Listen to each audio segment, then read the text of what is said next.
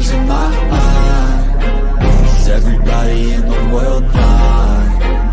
Please, Lord, give me a sign, a sign.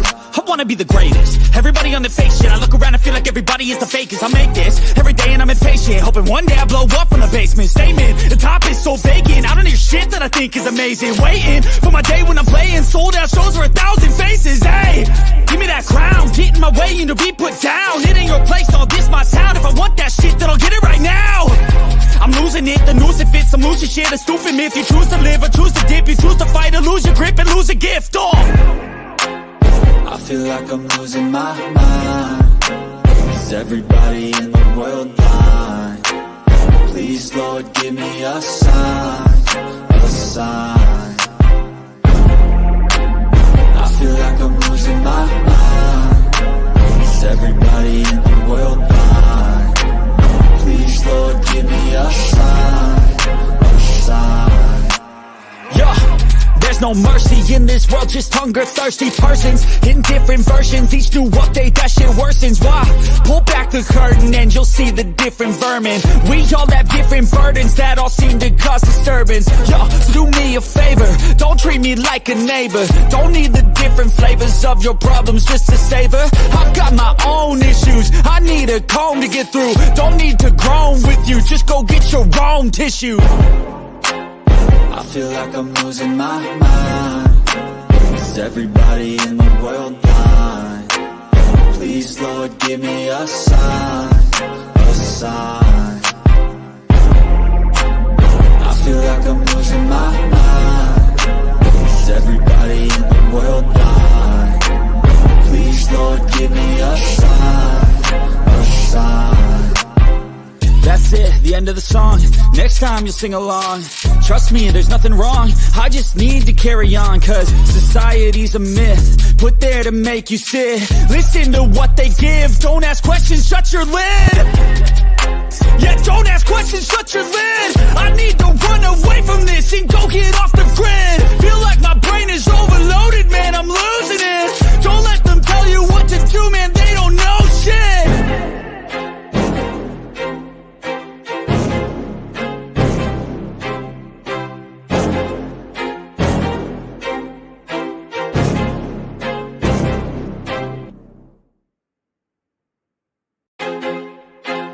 I feel like I'm losing my mind. Is everybody in the world blind? Please, Lord, give me a sign, a sign. I feel like I'm losing my mind. Is everybody in the world blind? Please, Lord, give me a sign, a sign. I wanna be the greatest. Everybody on the fake shit. I look around and feel like everybody is the fakest. I make this every day and I'm impatient, hoping one day I blow up from the basement. Statement, the top is so vacant. I don't hear shit that I think is amazing. Waiting for my day when I'm playing sold out shows for 1,000 faces. Hey, give me that crown, get in my way and to be put down. It ain't your place, all this my town. If I want that shit, then I'll get it right now. I'm losing it, the noose it fits. I'm losing shit, a stupid myth. You choose to live or choose to dip. You choose to fight or lose your grip and lose a gift. I feel like I'm losing my mind. Is everybody in the world blind? Please, Lord, give me a sign, a sign. I feel like I'm losing my mind. Is everybody in the world blind? Please, Lord, give me a sign, a sign. Yeah. There's no mercy in this world, just hunger-thirsty persons in different versions, each new update, that shit worsens. Why? Pull back the curtain and you'll see the different vermin. We all have different burdens that all seem to cause disturbance. Yo, so do me a favor, don't treat me like a neighbor. Don't need the different flavors of your problems just to savor. I've got my own issues, I need a comb to get through. Don't need to groan with you, just go get your own tissue. I feel like I'm losing my mind. Is everybody in the world blind? Please, Lord, give me a sign, a sign. I feel like I'm losing my mind. Is everybody in the world blind? Please, Lord, give me a sign, a sign. end of the song. Next time you'll sing along. Trust me, there's nothing wrong. I just need to carry on, cause society's a myth put there to make you sit. Listen to what they give. Don't ask questions, shut your lid. Yeah, don't ask questions, shut your lid. I need to run away from this and go get off the grid. Feel like my brain is overloaded, man, I'm losing it. Don't let them tell you what to do, man, they don't know shit.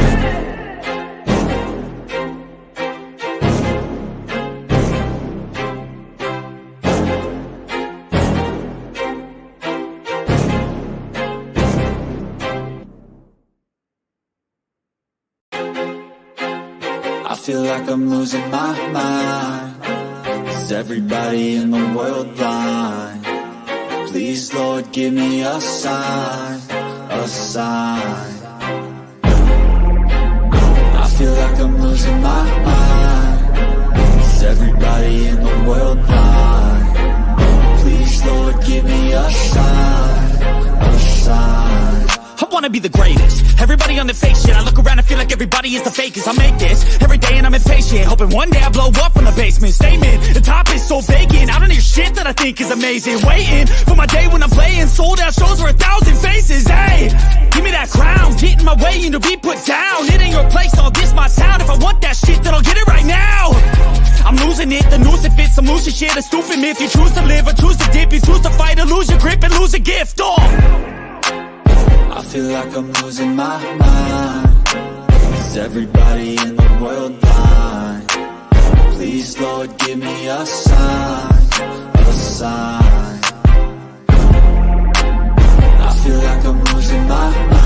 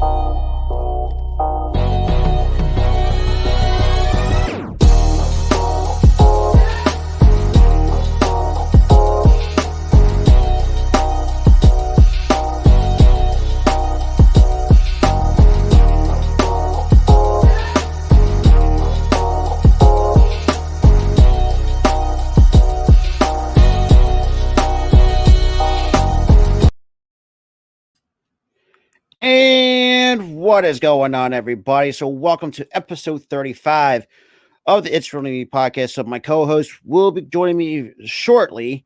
But yeah, before we get into today's episode, we have a lot of stuff to talk about this week for in the world of professional wrestling at the same time. But man, I gotta tell you, man, it's wrestling as a whole. It's just been, how do I put this? It's been some positive and some negative in the world. But what's good further? What's good, Cubs Nation?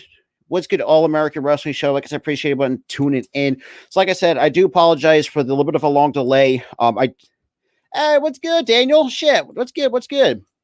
Well, like I said, I do apologize for the delay.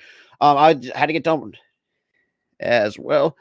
And speaking of my co-host, dude, hold on. I messed up for a second, man. I fat fingered something, and I have to change the name of the thing. Nah, you're good. You're good.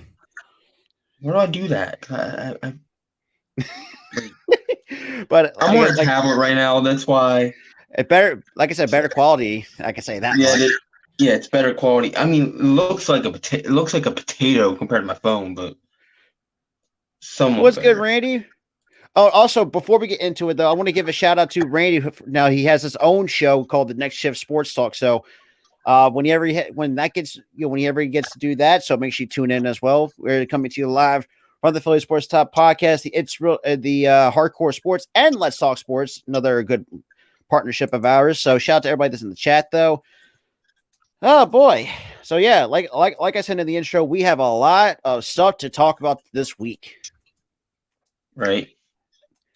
And there's one thing I would like to rant about, but we'll get to that in just a minute and later in the show. Yeah, I'm going to. Yeah, just bear with us for a minute. So, but yeah, shout out to the four though. That's like I said, Tyler. Like I said, I do apologize for the little bit of delay. I had to get everything set up. So, but There, we're good. I mean, our names don't pop up on the thing, but yeah, Yeah. I actually like this better. I get the full screen instead of like the black bars. yeah, it's on like the just thing. like you're like if you looked at YouTube Shorts, it's basically what Tyler's screen is looking like. If you looked at the other episodes. So the first thing we want to kind of go off is basically, you know how it is. We do like show recaps and whatnot. So I actually want to start out with SmackDown on Friday the 13th. Yeah, Braun Strowman taking on Gunther for the IC title. Obviously, Gunther picked up the win. I gotta say, I thought that was probably the best match that I've seen Braun Strowman put on with Gunther. Yeah, Yeah, it was a really really good match. I enjoyed it wholeheartedly. It's a very very solid match. But Braun, make sure you do not go into a chopping competition with Gunther because holy crap, that's like the worst thing you want to do.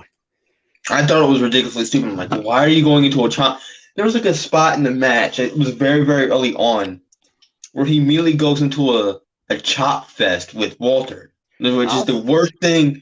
I mean, the chop fest with Gunther, and it's the worst thing you can do. I mean, take a look at ask Ricochet. Yeah, I mean the dude's been whoa. Ricochet sells it like oh my god, it's like it's deadly. Yeah, it's oh boy, that's like, and me and Tyler actually make a joke about this. Who I think we had somebody ask me, would you get paid $1 million to take a job from Walter? Hail to the fucking no. I'm sorry, I'm not going to have my chest lit up for that. But you know what's even better about having a tablet? What's that? I can put up the comments on the side here. Let's go. What's up? What's up, Philly? Good, Jay? Well, not what's up, Tyler. Or not what's up, whatever your name is. And but yes. And then we cut to Rey Mysterio. It's crazy too that the fact he still has very what's it like 40? I think somewhere 40. The fact he's pushing 50 and he still looks great. I feel like he has never. I think they said he's like 46, 47. I think doesn't really look like, even without the mask, he doesn't look like he shows his age. It's crazy because me and Tyler talk about it last week. There's certain wrestlers that really don't show their age as much. Now, I would say with Ray, you can see his age. You can see it without the mask. For sure, you can see it. Yeah, but with the mask, you can't see it because he's wearing a mask. But I will say too, but we're doing great. Like I said, wrestling. Oh, we're doing awesome, man. The last 20 to 48 hours has been. Well, what's the word? What's the term I'm looking for here? It's been crazy in a sense. Yeah, I was about to say it's kind of crazy in a way that it was hard to really fathom, but we'll get to certain because oh boy, but we'll get to that after that as well. So the next match we had, or technically not match, I would say, but this will lead up to for next week's SmackDown matchup between Rey Mysterio did his thing with the promo, and here comes Karrion Kross, and this is a bit of a rivalry, which I'm kind of really digging with these two. But and the fact that I don't know what exactly Karrion Kross said, but he kind of paraphrased, I don't know, he like called him like one of like the worst dad and whatnot, like probably like the worst. He was calling him he was pretty much calling him the worst dad ever, in a sense. Yeah, and he was like, you couldn't even keep your son like you. And I can't even keep your son around. And I was like, oh, yeah. And it's funny, talk about with Dominic though. It's like, I don't know, what's up, Dominic. Dan? What's good, Daniel? And also, but yeah, it's just like I really enjoyed that promo segment. Now, granted, there was some stuff that I think between them was a little bit corny. I would say, but I thought it was a good promo segment nonetheless. But what's good, normal guy? What is good? Shout out to everybody. Normal guy, how you doing, brother? Make sure you hit that like button as well. But of course, I think we got a couple. Well, we do have a couple stinkers on this, man. For this. Yeah, we had maybe 2 stinkers. Oh, we'll get to those two stinkers. Oh, yeah. Tyler said, "What's up, Tyler?" Okay, having a case on Mondays on Thursdays is not a good sign. I didn't want to see. Oh man! The whole thing with me panicking, trying to get this tablet to do its things, I had to re-sign into everything, and I'm like, the stress got to me. Yeah. And I'm like saying hi to myself. It's weird. But it feels like, and you're right. And you're right. It feels like it's a Monday because of all the stress of me trying to get this tablet to get going. But I will say, like we said, we had two stinkers on this card. One in particular is Xia Li taking on Tegan Knox. Me and Tar actually talked about this on Friday. Oh, God, WB, what on earth are you doing with this women's division? I mean, first off, you have Xia Li, who's not over, going against somebody else, not over, and that's Tegan Knox. Two women. I know it's all jokes, Jay. I'm just I know you're joking, man. But you have two women who aren't even over with the fans. Yeah, it's been it's ugly. It's very ugly at this point, man. It's ugly in the sense of when are you going to stop putting these women on TV, or when are you going to give them characters that people will give a damn about? Because if you remember looking back at NXT with Xia Li, she was super over as hell in NXT. From what I remember. Look at Tegan Knox, crazy over. When they both got to the main roster. Now, Tegan Knox, I don't think it's the character. I think it's just unfortunate. It's the fact that they didn't give her vignettes. They didn't build her up. Because the majority of the people who watch NXT just watch NXT. They don't watch the main roster. And people who watch the main roster don't watch NXT. And they don't know who these people are. So give them something. Give them a vignette. Show them clips of them in their matches. I do agree, but also I will get caught taking Knox's side because remember she had deal with a couple of ACL injuries at the same time, which kind of really set her back a little bit. So I wouldn't say give her a little bit. Yeah, and that's also the problem. It's the fact that she's always been getting hurt. She blew one knee. Oh, she got repaired, and within like the next few months after her coming back from one knee injury, she's out with another knee injury because her other knee gets blown up. Yeah, so basically, it's like she had this very unlucky, I won't say injury history because I really haven't seen outside her outside work, so I really can't say for sure. But this is where I had the issue as well. I think Chris Van Fleet, if you have not watched or listened to him, I think he has talked, and I think there's a couple Hall of Famers. Yeah, I think Chris Masters, yeah, because I remember when he had the thing with Chris Masters, he pretty much said, and Chris Masters, whether you like him or hate him, I thought he was actually, I think it was an underrated talent if you really think about it. Chris Masters was given one of the best gimmicks ever. They just dropped the ball on it. Here's what happened, right? He was given a prominent push in 2006-07 when he debuted. Yeah. With the Masterpiece character, which I think is a work of heel gold. It's gold. It really is. They turned him babyface, and they gave him stock music for a theme entrance. They had him in his competition show where he did an Ozzy Osbourne song just by peck popping. Yeah. Oh boy. I was like, what on earth, man? Like I said, they dropped because if you I get it. I get that was for the ladies. I get that. But holy on, man. If you're not mind, this man was actually not that bad of her. His character work was great. He was a tremendous heel character, and I loved his Master Lock challenges. I really did. Yeah. Even as a kid, I'm like, who's gonna win the Master Lock challenge this week? Who's the next guy to break it? Who's gonna be the guy to break it?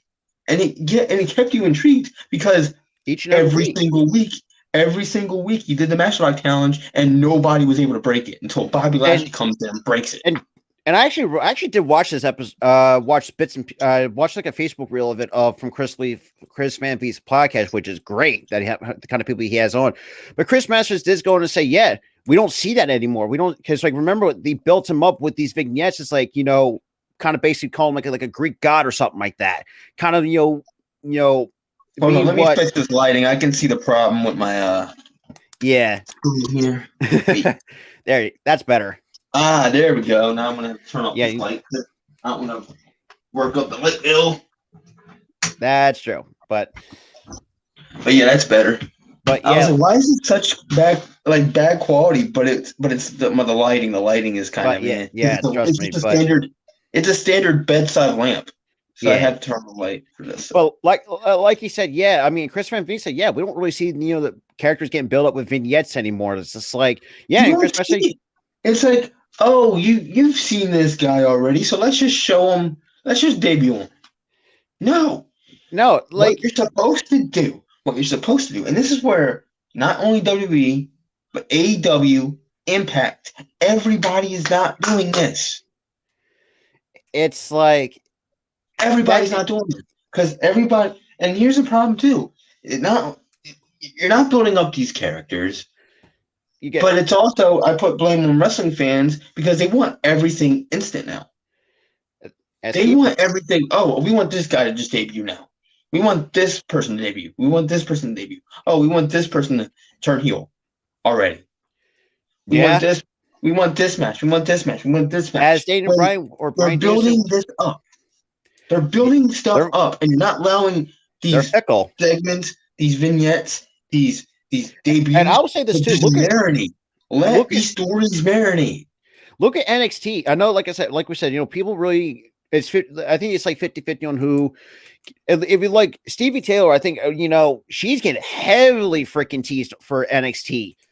Like they're saying, when the commentaries say, they're excited to see her when she makes her arrival or whatnot. Or Lyra Valkyria. If you're not watching NXT UK, I think she's, like I said, we got the coolest entrance. I think she has a really good skill set, and the fact that they really NXT really did build her up, and a very good job at that. So we have seen, vignettes being used in NXT. But once you get to the main roster, absolute jack squat. So I'll leave it at that. But obviously, Tegan Knox gets the win. We want to actually, when we did stream that, we want to move on from that. And then we get to Bray Wyatt cutting a promo segment. I think probably the best promo work I've ever seen Bray Wyatt ever do. And the fact that he called back his other gimmicks in that promo. Yeah, it's like perfect.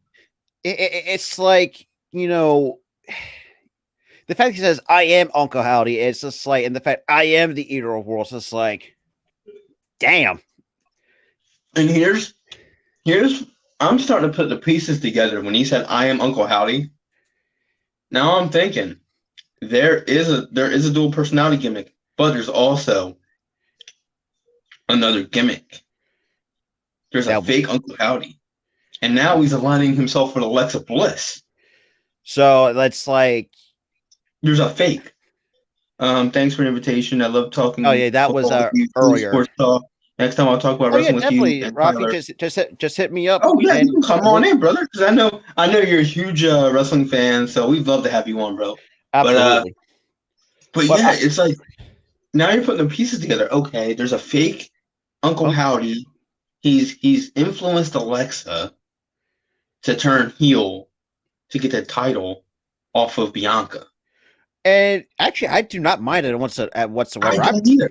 And the thing is, this is what the people don't understand. There's so many puzzle pieces to this story that you need to fill in. Why isn't he having this? Why hasn't Bray Wyatt and LA Knight have a match yet? They're building this up. Yeah, to the Royal Rumble. Let these stories just marinate. I think get the puzzles in. And correct me if I'm wrong. This is probably the best storytelling that I've seen or getting built with Bray Wyatt in quite some time. It's been years at this point. I could be wrong. Years, man, years. Because there hasn't been a good long-term story. There hasn't been a good long-term story in years. Now, if you looked at Bray Wyatt as a whole, and yes, he has been, I would say some questionable gimmicks, in the past. The Husky character, I think all of us can forget about that. And the fact that I think, there was some stories that he actually told us, he felt like he was self-conscious about himself. It's like, but the fact that, because the whole gimmick was just a fat joke. That's all it was. It really was. And the fact that, say, okay. And I think he also drew inspiration from who was an old. That's when it turned into the Eater of Worlds, and I think that's pretty much where everything. Will and Mercy. Yeah, and the fact that he drew inspiration from that and become the Eater of Worlds. And I watched. I think one of Will and Mercy's matches. I'm like, that's Bray Wyatt. That is Bray Wyatt, because he comes off as like this nice guy, but once that bell rings, he becomes a psychopath. It really is. It's the crazy. Awesome. It really is, and people, you got to take it into consideration. Now, I will say Bray isn't the greatest wrestler by any stretch to me, but I think there's some things he could definitely clean up for sure. I mean, he's really not that much perfect in the ring. But you gotta think too, though. WWE is more so entertainment first, and then wrestling second, so he can get past that. He can. I mean, survive in WWE, especially being a creature that he is. Now, people saying, oh, if he went to AEW or Impact, he would thrive there too. I disagree. Not really. They don't put characters first over wrestlers. It's look at Abaddon. Look at Abaddon, for crying out loud. Great character. She's getting screwed because she can't wrestle, apparently.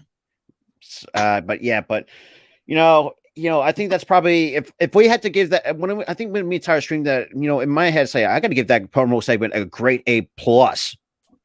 We both gave it an A+.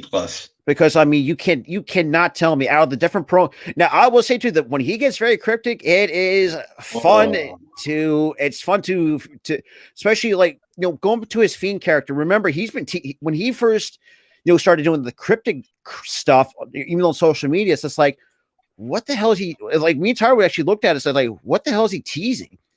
And then here we come. We see the Firefly Funhouse and the Fiend character, and I think it took what about 5 or 6 months, give or take? I could be wrong, but and yeah, I think Tyler's munching on some chips. No, pretty salted chicken. Oh, okay. It sounds like chips on my end. No, it's crunchy chicken. But what I was trying to say, right, was I figured the whole Fiend character out within a month. Not even within a month, within like that second week that they did it. Because the first week it was Firefly Funhouse Bray, where he was like this like children's talk show. Basically, he pulled a Mr. Rogers, basically. He basically pulled a Mr. Rogers Blues Clues type thing. Yeah. And I actually really enjoy. Hey! Shout out to Coach Dante with the 25 donut. What's good? Yo, Dante, thank you, brother. What's up? Yeah, hey, shout out to you, my dude. Good stuff, brother. Good shit. But thanks for the $25. But it's but I would say it's like Mr. Rogers because he had the puppets and stuff, Mr. Rogers. But Coach Dante's always a good guy, so I'm not shocked by this. He's a great guy. I love Dante. He's awesome. He's a good content creator, but he's a better friend too. Absolutely. But here's the problem. Here's the thing about the whole thing. I figured it out within the second week. I'm like, he has like this weird split thing going on. Because every time he would say "let me in," he would just give you like this, and he would just give you like the evil look. You're like, "Let me in." I'm like, and then just cut. And I will say this too. I'll say this too, though. I actually really enjoyed the Firefly Funhouse segment because, like you said, it like I do like the concept of it because we actually seen. I mean, if you take it outside of wrestling, here's the thing: it was such a good concept, but Vince screwed it up tremendously. You had oh my god! Like we know that the WWE is already family first. You had a great concept in your damn hands, and like you said, Vince screwed it up. But hey, we all know how he did. You know what he did? What's that? Oh, let's give Bray a love interest. Oh yeah, that was the worst thing he could have ever done. Let's give the Fiend a love interest, and have this love interest turn heel on him by spewing blood from her mouth, which made no sense. Like that for me, that was just a head scratcher just looking at that. If I'd be quite honest with you. But you know, And it's like, what? And then they both disappeared. Then it just ends. And then Bray gets fired like a week later. Like, oh yeah, that trust me, that set the entire, you know, you leave us on a cliffhanger and then you fire the guy. And that set the entire wrestling community in a blaze. Oh my god! And I was so beyond angry at that. I think so we all were at that point. I was like, what the fuck? Exactly. Like it's like that WTF moment. It's like, why? You had your career. No, at the end of the day, if Bray Wyatt doesn't want to wrestle, if he's like, okay, I'm done wrestling, let it be a creative writer or something, be like a producer. The dude is a creative goddamn genius. Have you seen? The thing.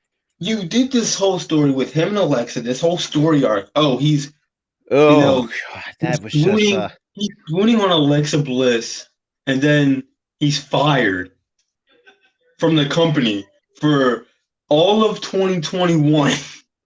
All of 2020 into 2021, he's fired. And then 2021, he comes back. Or no, 2022 comes back. Yeah.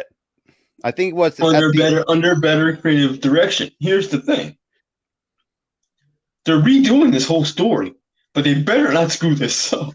Because I mean, you know, it's just like, you know, I'll say this too, with Bray, you know, on paper, I did like the concept, but you had to have the right creative personnel to pull that off in the right direction. God.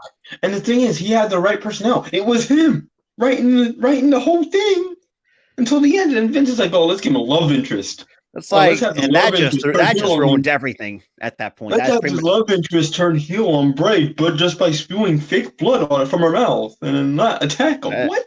I don't know, man. But and then we cut to Kevin Owens having his own backstage segment with SmackDown. Who is this? No, it's not. No, Kathy Kelly's with her. No, yeah, it's Kathy Kelly. I'm getting my backstage personnel getting mixed up. You got Kathy Kelly. I think Kathy Kelly's for Raw now. Kelly's for Raw, and Kayla is for SmackDown. Yeah, Kelly. And for those who me and Tyler have seen her shorts, yeah, unfortunately, bro. Even though we don't really want to make fun of that she's short, but it's just like, dude, I feel bad for her. I really do. Especially me. She's 4'11". I'm 4'8". Shit, yeah, that's I feel bad. I'm like, I feel bad for her. Like, the fact she's taller than you, Tyler, is even much more funny. But that's besides the point. But you know, thank you. But like, even though we're not trying to do it in the mean way possible, but the fact that I know. No, because not just for you, Tyler, but just if we really think about it, it's just the fact that she was she has get like extra helps, like that makes me feel bad for a guy, for me standing at 5'11", 6 feet tall. That's like almost. Dude, look at her. Like I said I think it was on SmackDown, when she stands next to Omos. Like, literally, you're gonna have to get a boom mic. Like this high. Like, you need a boom mic. Her arm is literally straight up. Yeah, and when she's holding the mic to his mouth. Like, oh my god, bro. And man, I'm gonna comment on this for a second. The whole flyer thing. Listen, yes, I'm for standing for your beliefs, but that's not the right time, bro. Not the right time. But we'll talk about that in the sports video. Yeah, but I think Kevin Owens, kind of, become, I think this was really good storytelling as well, with him get involved in Bloodline. And like me and Tyra said, I think during SmackDown too, this is going to suck tremendously. Bro, it's going to be painful. It's going to be painful, man. Because this was leading up to the main event on SmackDown, because I bet you amount of money when Kevin Owens and Sami Zayn hug in the middle of the ring after he makes the save. Yo, that crowd is gonna pop. It really is, because you got it. Dude, that crowd is gonna go crazy when that happens, man. Hey, what's good, lady? I'm gonna go crazy. I think everyone is, because I mean, what's up, Kenzie? How you doing? You could see it the last handful of weeks. I mean, go look at it. If you look at the finish, it's like you can see the frustration on Sami Zayn's face. He's going to find a way to find, because I have a gut feeling he's going to find a way to screw Roman. That's just my gut feeling at the Rumble. Here's what I think is going to happen. He's going to screw Roman, but it's going to be a complete freak accident. And that's going to Roman's gonna go crazy on Sammy. He's gonna turn on Sammy. The entire bloodline's gonna beat him up. Kevin Owens is gonna get second win, clear the ring from the bloodline, pick up Sammy, look at him like he's gonna hit him,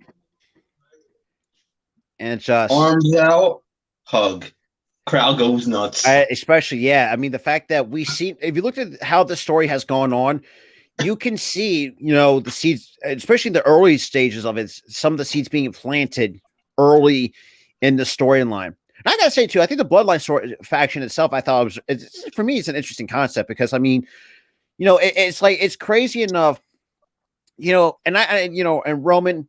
I know people do have their mixed feelings with him. I actually really don't mind him at much, but when he does not have the belts and whatnot, I actually really enjoy watching him work.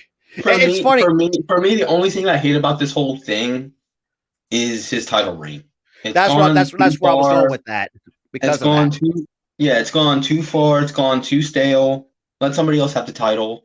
Also, split the titles. Makes no sense they have this brand split still, and you got both titles on both shows.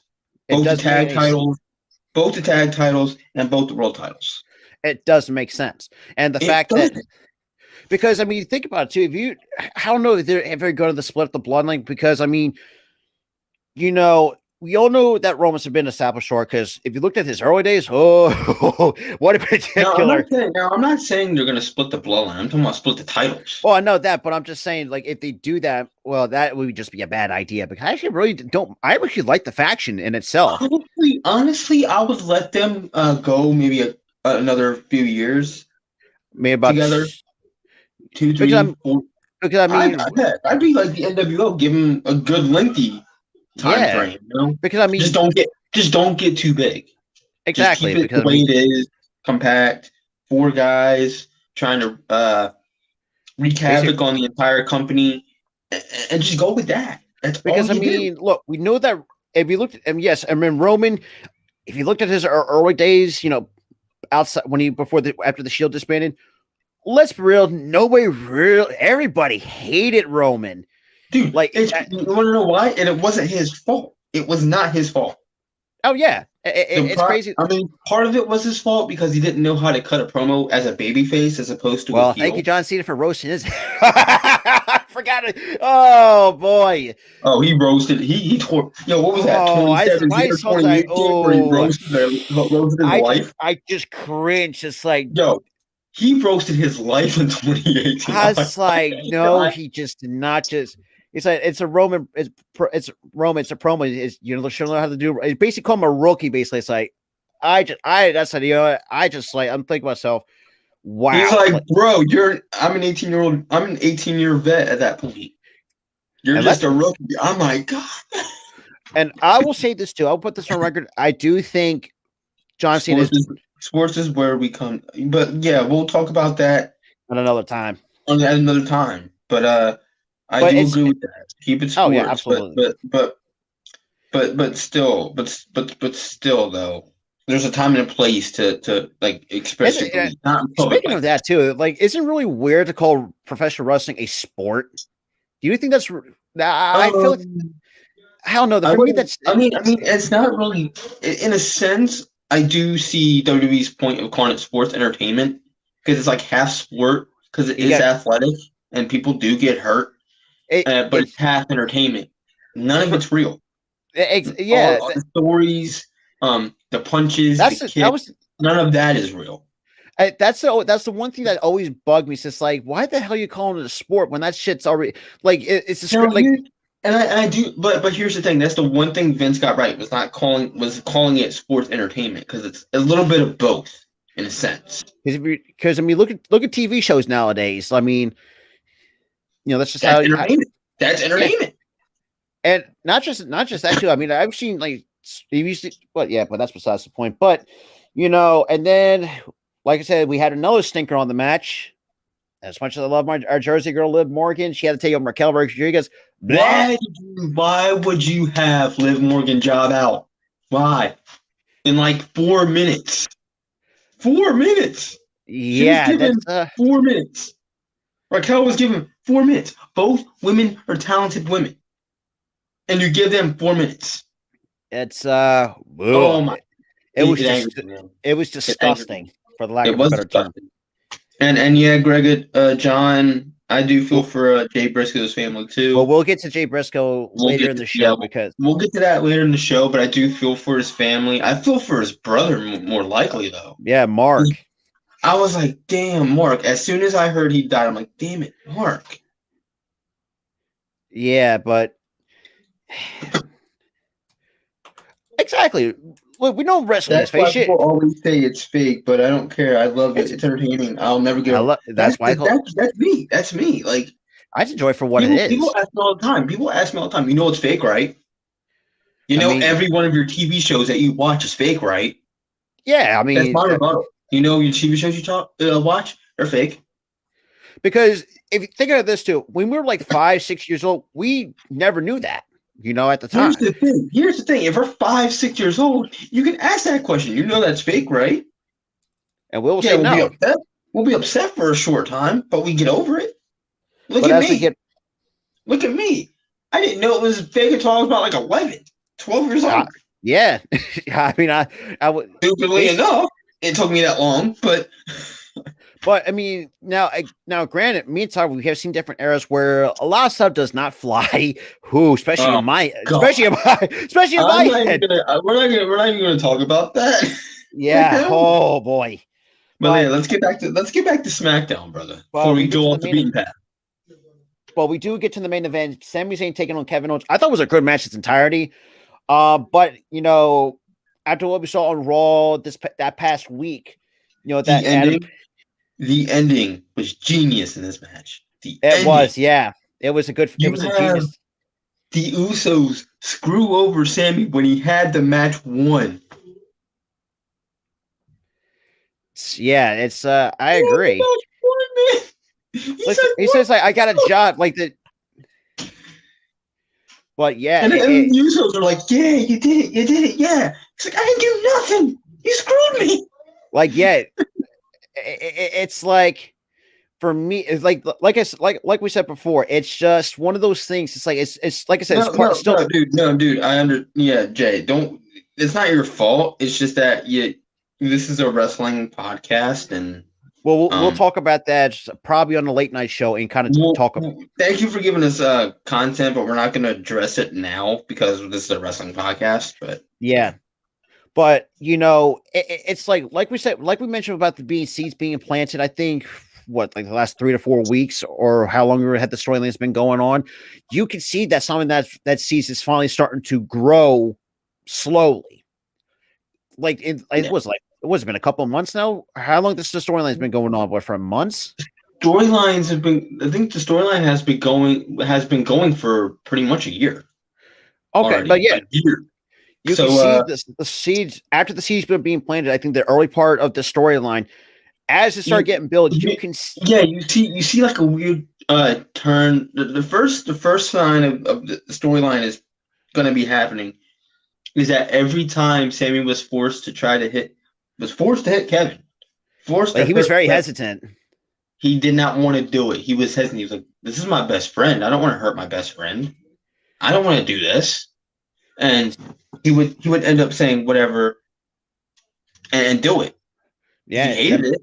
He felt bad at the end of it, but look at the ending of Survivor Series War Games. That was the start of it. That was the start. Exactly. That was the start. Just like he was hesitant. He did not want to beat up Kevin. He was like, I don't want to do this.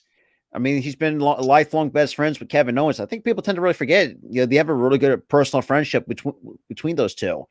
But, yeah. They have a very good. They had a friendship since their Ring of Honor days, even before that, because they lived in Canada together. Yeah, but yeah, you have like this whole story where it was like he was hesitant to hit his best friend, and then they did the whole split thing, this fake split, which ain't gonna. That was a cop out. But then you have Kevin back under. Please change. Please get away from the bloodline. Please get away from the bloodline. And then he stepped back, and he was back into it. Please get out of there. Yeah. Sami kept saying no.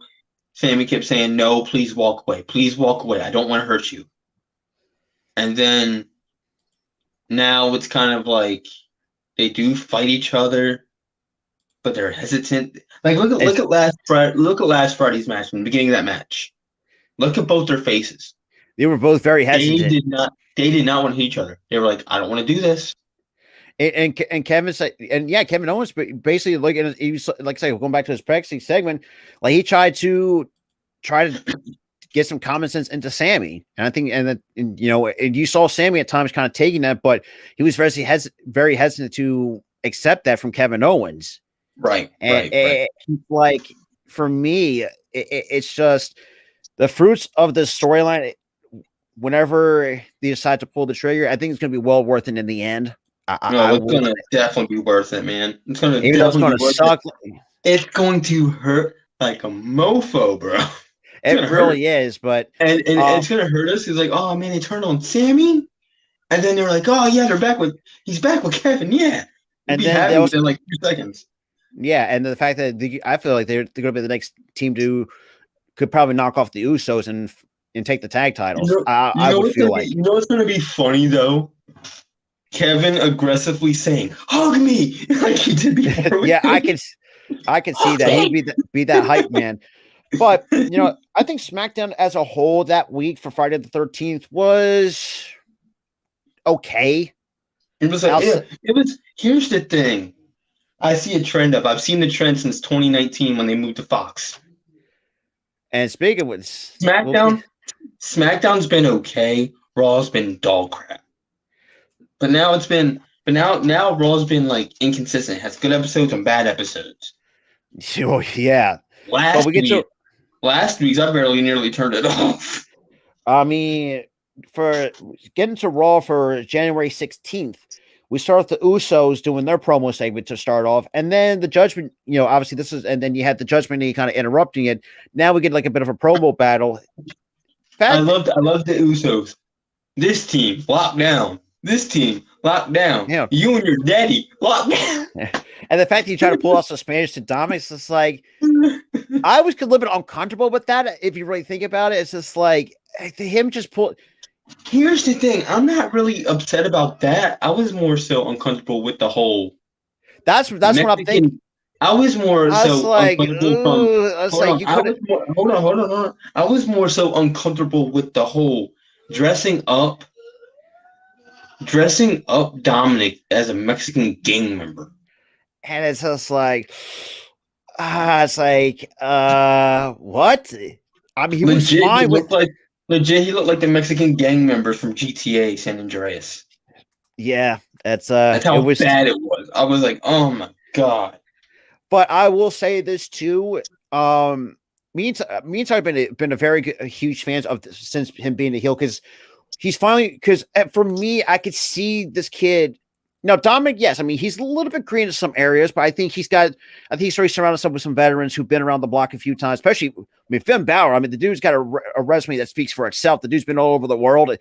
Damian Priest, another guy that's been, for those Ring of Honor who known him as Punishment Martinez, another well-respected Rhea. Me and Ty had talked about it many times, just how that relationship's kind of I don't know where to go with that, but like this kid has superstar. Oh crap! I got some wrestling news. Guess what just happened 4 hours ago? Oh snap! Matt Cardona files for trademark on Zack Ryder. Oh snap! He's coming back. He is coming back. I'm sure of it. He's coming back. But I mean, good for him, man. I mean, yeah, because I'm over here trying to look for like wrestling news as you're talking. So, trust me, I got already website put up on my other computer, so I'm already ahead of you. But I will say this too, and I think Tyler, I think you could agree with these. Dominic, if you think about it, if he stays as a heel and gets more. Oh, breaking news! Oh, jeez, what's the breaking? Peyton Royce, now Cassie Lee, has finally had her baby. Hey, congrats! His name is Austin J. She named the baby's middle name after Jay Briscoe. Hey, That's awesome. Congrats to Cassie and definitely Sean Spears. Oh, You know, yeah, I mean, congrats to you guys, man. That's I mean awesome. the fact, I mean, But yo, that Sean got me choked up when I read the name Austin J. I'm like, oh, they named the baby after Jay Briscoe. Mother. and but yeah, it's just, but now, Tyler, let me ask you this: do you think For me, I think Dominic, once it's all said and done, still, if he can get developing and being a good heel that he is, this kid's got superstar written all over him. Easy. Austin Theory? No, Dominic. Yeah, he does. The only gripe that I do have, he's a great heel. His promos have gotten exponentially better as a heel. The whole thing with him being in prison for like 48 hours and he's acting like he's and they're just dragging on like he's been there for 20 years. When he was in like prison, when he was like in prison for like 2 days, which was basically just his bedroom in real life. It's just something myself. Like, and he's acting like he's all like tough and bad that he joined a gang group and all this other stuff. I just couldn't help but laugh at it, but I mean, I'm just going. You know what's even funny about that? Is the fact that he said on Miss TV, I know how Martha Stewart feels. I was like, oh my god. Oh, he did not just do that, but I gotta say, and the fact that he has some of these, like going back to what I said with Dominic too, we seen Finn Balor come out in interviews say, yeah, this kid, without him, like we wouldn't generate as much heat as he's bringing as what he's letting on, and this is why I think here's the thing. Funny enough, I thought them kicking out Edge was gonna kill the group, but bringing in Dom revived it. Revived the group. Oh, absolutely. Because because for me, Edge as a heel though has been it's been throughout his entire career. For me, just never said well. I think it was just like just a normal baby face for me.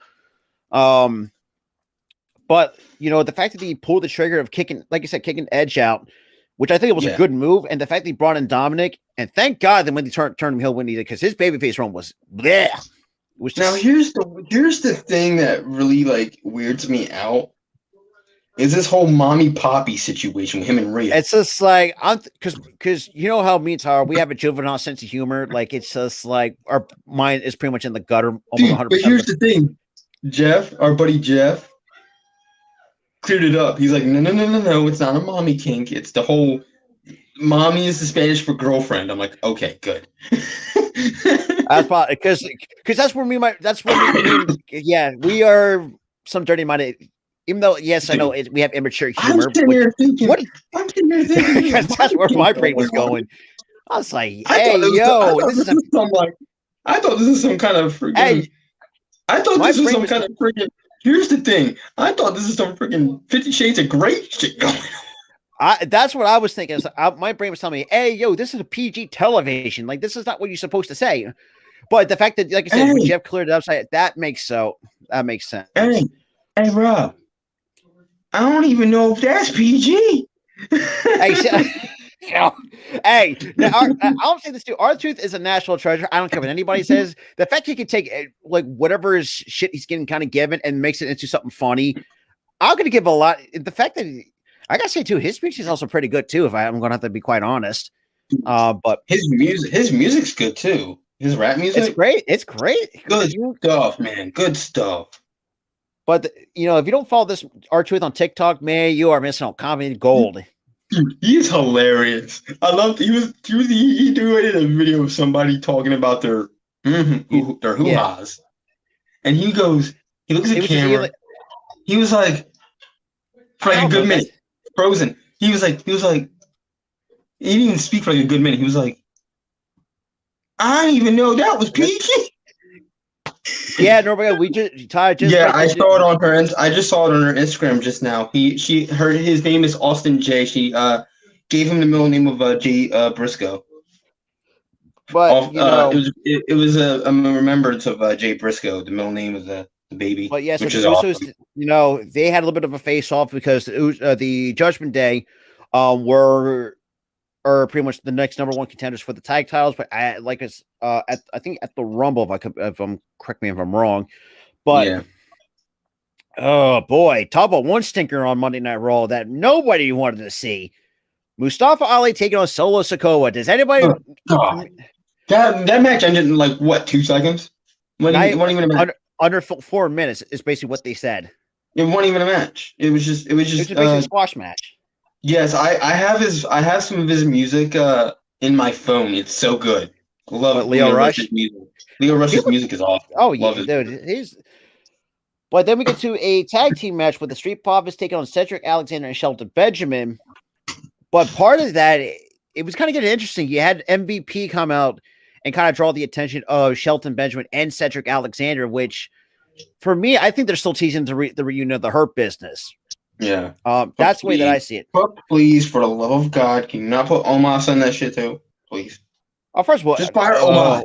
Oh, that's another stink. That's another stinker match. We'll get to in just a second. Because holy crap! But the Street Profits get the win off the distraction. I do like the Street Profits though. It's just I don't know. Like, do you like? I do want to see him back in the tag title picture again at some point. But I think but that's just me. But wait, I can do more on this thing. Hold up. I can do video files and slides and stuff. Yeah, you get the best of all that as well. Hold up, do I get the backgrounds and stuff? Do I need a green screen for that? If you're doing it on the tablet, I don't think you can. I don't think that's that powerful. But I mean, it's good enough to have the Eagles back stuff in the background. But we get to the peg. Yeah, it's good enough for that. But sorry, I just saw that. But we get to the next thing on the card, or technically on the card, is Becky Lynch's promo segment, and the fact, oh god, I love. It was so bad that we had a full-on conversation. It was me, Jeff, and Earl. We just had a full-on conversation to talk over that. It was not good. And and I love Becky Lynch. The fact that she called her Bailey a Karen, it's just like I'm done. And the fact she called her Karen, her gimmick is a Karen. That's what her. That is true. And the fact that she called her That's dope. her gimmick. Do you not see that? Yeah, and the fact that she had to give like Bailey a lesson on what a Karen is, it's like I just facepalmed when I just saw that. It's like really. But besides that, Becky Lynch pretty much called her dope. Now, for a lot of people, people say, "Oh, dope's not like a harsh insult," but if you're an Irish person, for me, who's being a part Irish, yeah, that shit's insulting a little bit if you're an Irish person. And according to Kevin Patrick, now a lot of people know how we know how I feel on that. And then they just now we're going to meet next at Raw's 30th. Holy crap, and we'll get to that as well. That's going to be an interesting segment because we got some favorite memories from Monday Night Raw. Happy 30th anniversary for the show. Holy crap! Let me bust out my list then. But we'll get to that after we do, because we have a couple more cards we have to take for Dynamite and NXT. But I got so much crap on my table. I can't fit any of this stuff on mine. But I literally got a plate of Chinese food, a bunch of candy. Hey, look, you got snacks. Tell me all this other stuff. I will say too. Yeah, fingers crossed, because we know that Raw has been fingers crossed, man. If it's good, you gotta remember too. Raw 25 sucked. Oh, yeah. So who's to say Raw 30 won't wet the bed, basically? But we'll, like I said, fingers crossed. But if it's a good show, then good on that. But then that leads us to the next match of the night. We have the Alpha Academy. I still can't. It's hard for me to take them seriously at times. Versus the Judgment. Hey, Rob, shoot, please. Hey, shout out to Platform 246 coming in. Like that's basically what we're saying. Fingers crossed for this for Raw 30 in Philadelphia, Pennsylvania. Next time somebody gives us stuff in the comments, I'm saying, "Oh, thank you." Okay. I'm sorry. I cannot take them seriously. Like it's just like, but that's just me. That's just my thing. But they take on the Judgment Day. That's what a comic gimmick is supposed to do. They're not supposed to take that seriously. But obviously, because this is basically back to through the tag team gauntlet match. After this is a send back from last week after Finn Balor hurt his ribs from that Otis splash. unfortunately had to put like I said, like the last show we did, put Dominic in that situation with Damian Priest, and the Judgment did get the win in that gauntlet match, and he did pick up the win over Alpha Academy.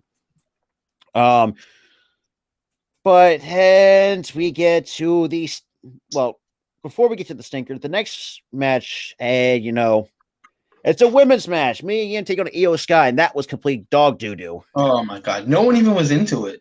Like literally, you saw everybody on the phones in the crowd. Dude, you know the funniest thing that I saw on Monday night? That? Hold on, let me get this. I saw a dude, right? Yeah. Literally indulging in food in the front row, dipping his chicken in some sauce, eating it, falling in love with the chicken. Like it's bad. This is basically what we going back to what we said on SmackDown. Please take the women's matches off TV. Now, like me and Charlie, not saying just to be me, but the women's match, the women's division of both Raw and SmackDown has not been the best in terms of quality. You see the last handful of weeks and months. And what angers me too, Rob, is what's not happening on SmackDown. Everybody gets beat right by Ronda. Oh yeah, well, she loses to Charlotte. She loses to a returning Charlotte, and within 5 seconds. Within 5 seconds, with a roll-up pin. And it's just like, oh well, that division's pretty much dead and buried, basically. Mm-hmm. Because it's like, it's just women's wrestling has not recovered since, in quite some time. As soon as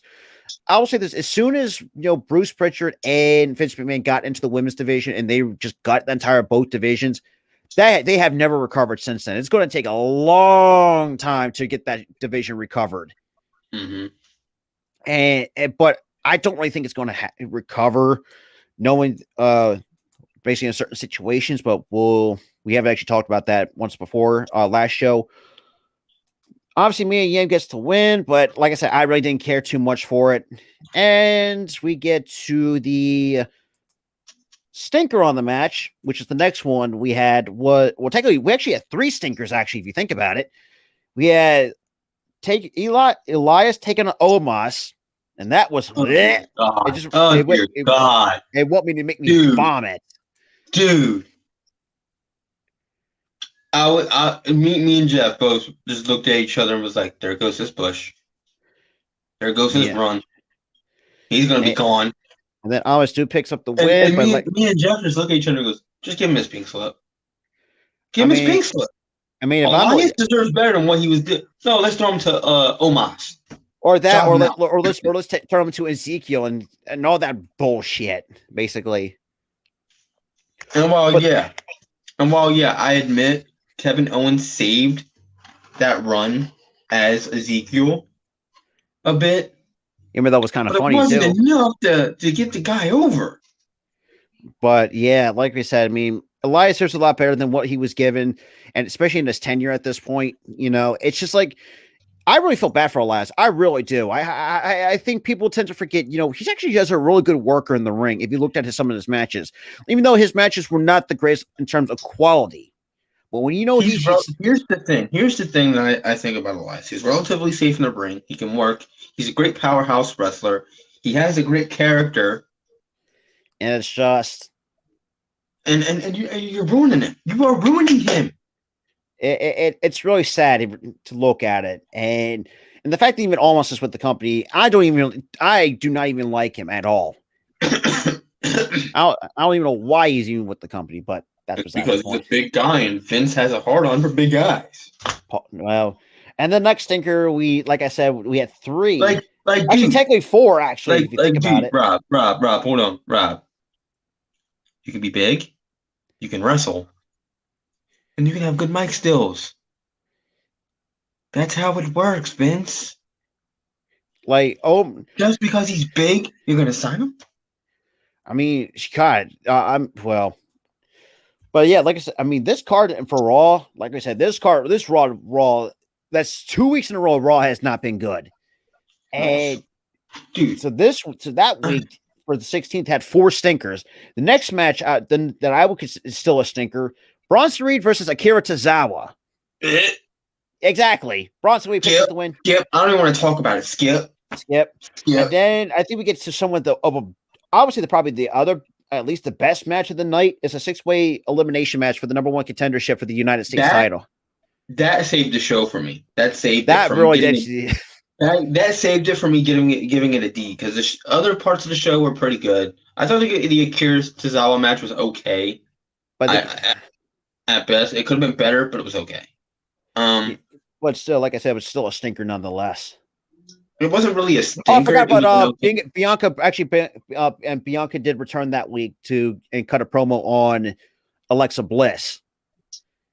And she basically asked her, "It's like, do you want to wait till Mania to take me on, or do you want to wait till or come at with the Rumble?" It was just a whole cookie cutter segment. I'm challenging you to a match at Mania. Oh, you don't want to wait till Mania? We'll do it right now. No, and then a brawl happens, and then the segment ends. Yeah, it's all at once. There was no I would say continuation. that what saved this. There was very little continuation with this Uncle Howdy thing. Yeah, the lights went out and the whole Firefly signal came up. That was it. But I think what saved her, like you said, outside of the Alexa was just still herself. Bianca was still herself. Nothing freaky happened. They beat each other up on the outside. Then the segment was over. It was just ridiculous. But outside the 6-way elimination match, I thought was really good. I mean, but obviously Lashley does get the win after the interference from Omos and MVP, and that was just a kind of bit of a convoluted mess a little bit towards the end. But I think what saved the show for me was that match and the Usos and the Judgment promo segment for me. Yeah, because that promo segment was really, really good. Because you guys continue. That last match carried Raw last week. Yeah, that's like, ugh. And actually, I've been seeing reports like, yeah, Fox and USA, and I saw that Fox actually lost what? Yeah, I think they paid over $200 million. I think they lost like over 140 million. So they lost more than they gained, basically. That's because they're not getting the views that they want. That's the thing.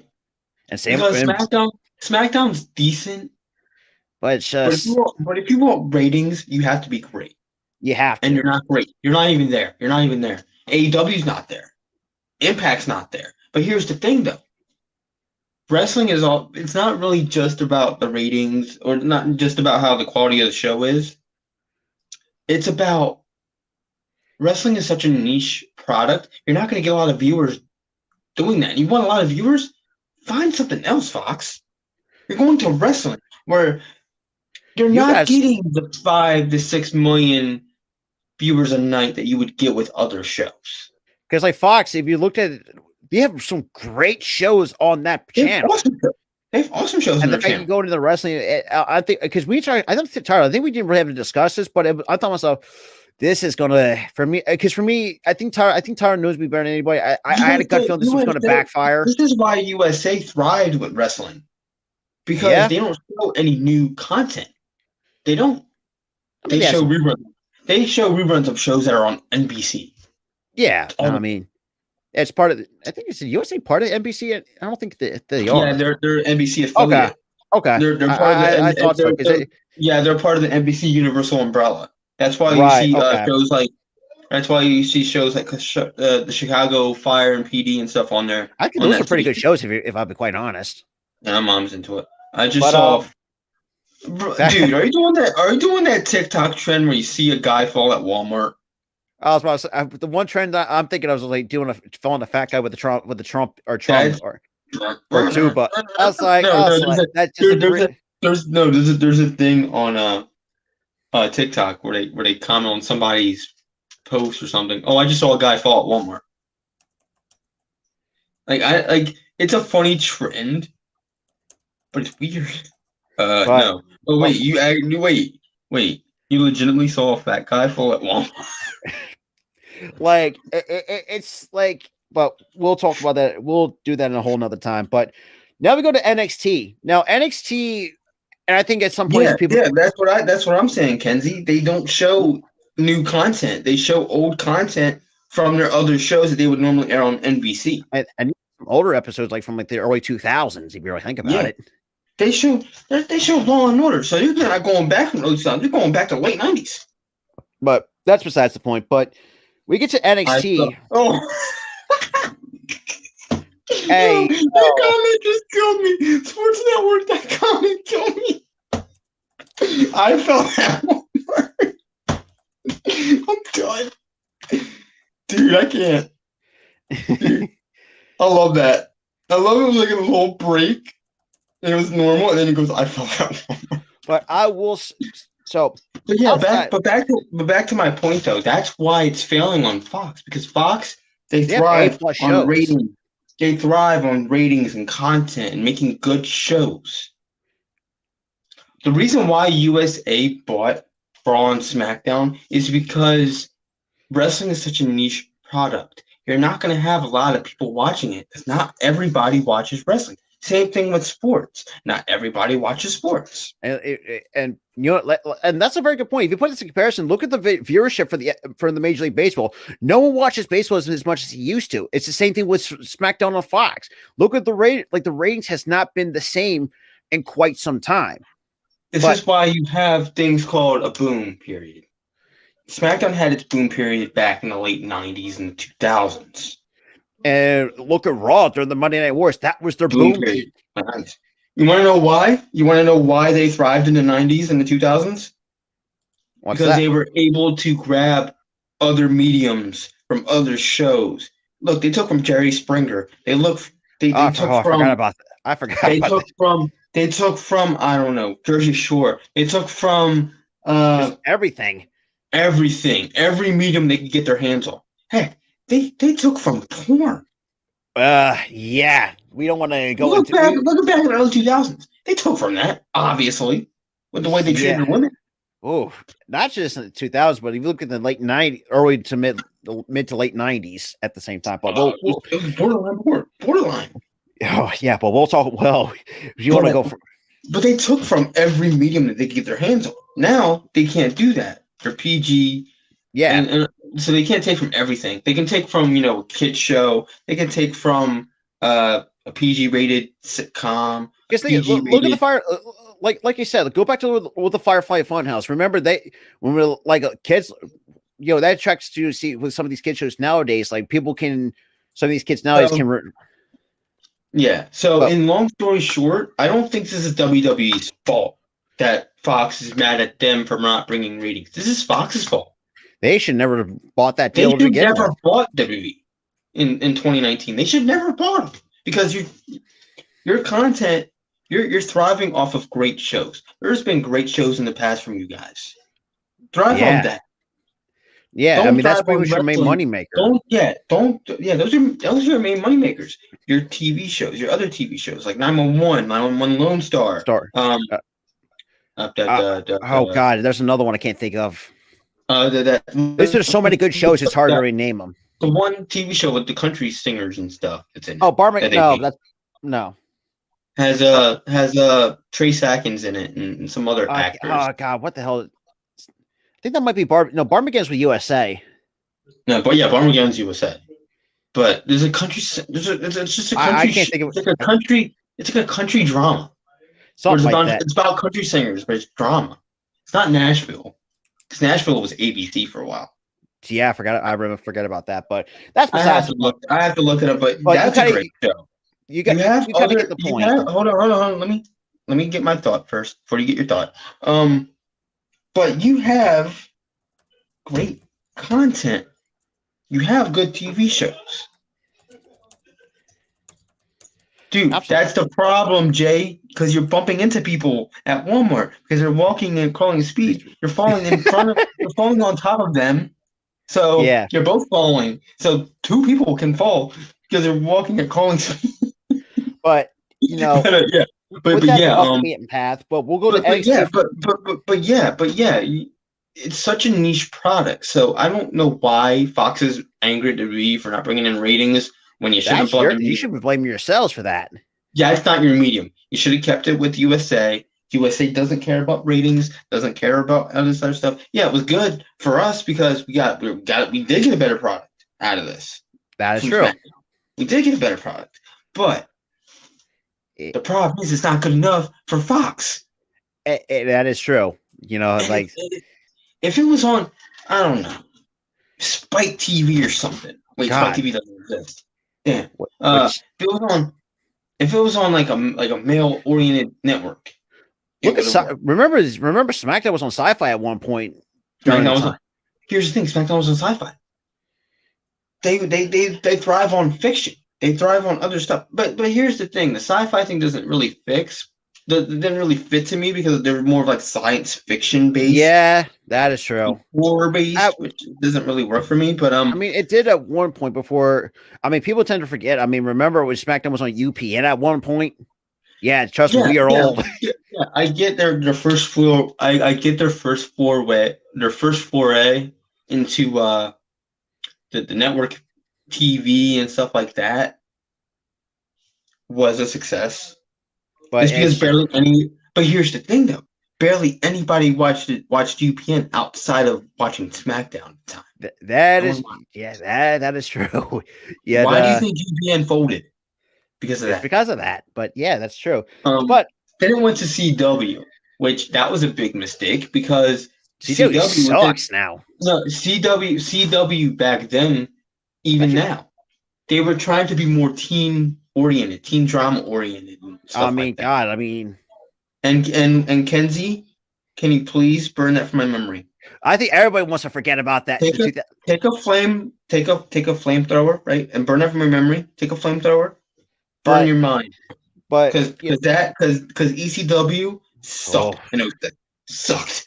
Yeah, take it from me. I had to sit. When you have the first episode be a freaking zombie getting beat up by Sandman, I'm thinking myself like this is, but we'll and get. then the next episode, you had somebody else dressed up as somebody, and beat up by Sandman. Like, well, I will, and well, let's be. We'll get. Well, that's for a story another day. For next thing we have on the card is for NXT. Now NXT.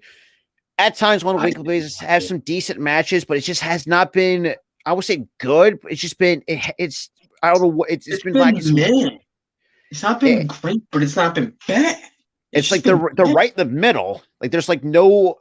You really can't say. It's like no. There's been. Here's the thing. Raw sucks. SmackDown decent. Right. Here's the timeline. Here's Raw. Here's SmackDown. Or no, here's Raw, here's SmackDown. SmackDown. Bad, good, yeah, it's reversed. And then right in the middle, here's NXT. And just it's just they got this is the thing with NXT. If you looked at because like me and Tyler, we watch it from time. We don't really watch it from time to time, but we try to get as much into it as we can. They got some tremendous talent, not just the men's and the women's division. Dude, that whole women's division is stacked. It's better than the Raw and SmackDown's women's division combined. It's better, yeah, better than both combined. They're stacked. At least some of the women are actually watching. And surprisingly, yes, I know the NXT may not, but we'll get to it. The first match on the card we opened up was Carmelo Hayes and Trick Williams taking on Apollo Crews and Axiom. I thought there was a great match on the way that how that match. Right. But Axiom and Apollo Crews get the win. Apollo Crews do pick up the pinfall and mocked a little bit of Carmelo Hayes, basically say Apollo doesn't miss. It's like I love that. I mean, this is basically kind of, but Carmelo Hayes, if you have not watched this man wrestle, what the hell are you doing? What are you missing? I'm telling you this right now, Rob. Carmelo Hayes is a future WWE champion. He is a star. Trick Williams, I do really like. I do like Trick Williams as well. I think Trick Williams is another guy. I think that's Trick Williams is great. He's a great mouthpiece. He's an awesome mouthpiece. Great mouthpiece. But yeah, I thought it was a great match to start up on NXT. Next thing we have the Toxic Attraction. Yeah, Dan, you kind of said yo before. But I mean, we loved it.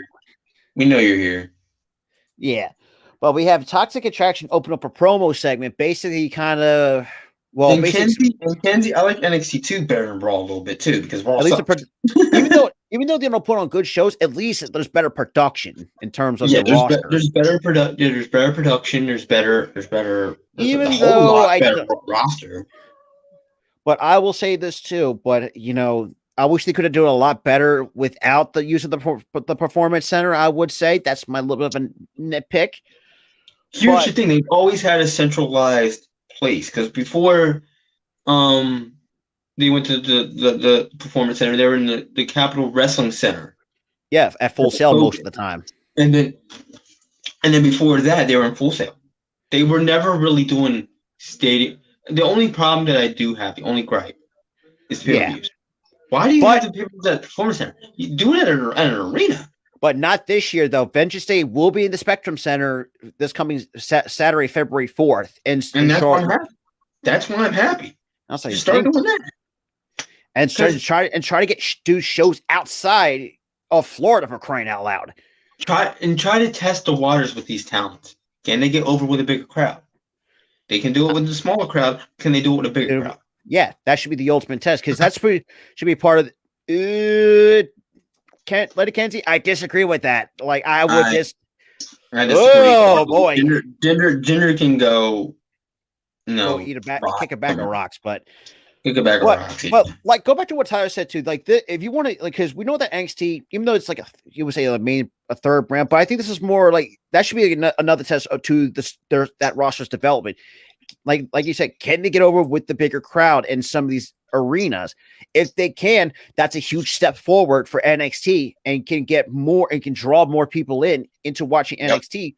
Because think about it, you got guys like Grayson Waller, you got Carmelo Hayes, Trick Williams. Actually, it's actually pretty fun to watch. Apollo Crews finally reinventing himself. Thank God, because I've always, for the love of Christ, Braun Breaker, like the dude's been. You got some just tremendous talent, but that's just me. But we do open up. Then the next thing we have to start kicking with NXT early in the show, we did have Toxic Attraction, basically kind of talking about what happened at the Battle Royal with both when they both kind of basically, I would say, pull of both the John Cena and Batista, that kind of thing. When they both got to eliminate each other, but they both probably won the match apparently when they looked at upon the replay. And then Lyra Valkyria comes out just kind of talking her smack and just like basically, JC Jane kind of doing her thing, basically say, we're the ones who made you relevant, that kind of thing. And Lyra was not having any of it, and it was an all out brawl with Toxic Attraction and Lyra. And now we get Roxanne Perez. And I gotta say, man, you got something going with Roxanne Perez in that women's division. I really do think. And that leads up to, and that would take place, and both Perez and Lyra will team up in the main event, which we'll get to in just a second. But the next thing after that, we get to a match that was kind of been, obviously it wasn't teased, but it was kind of promised by Alba Fire. It'll be Alba Fire taking on Sol Ruca. Now, if you have not watched Sol Ruca, holy crap, you got something. You got, that's another potential superstar in that women's division.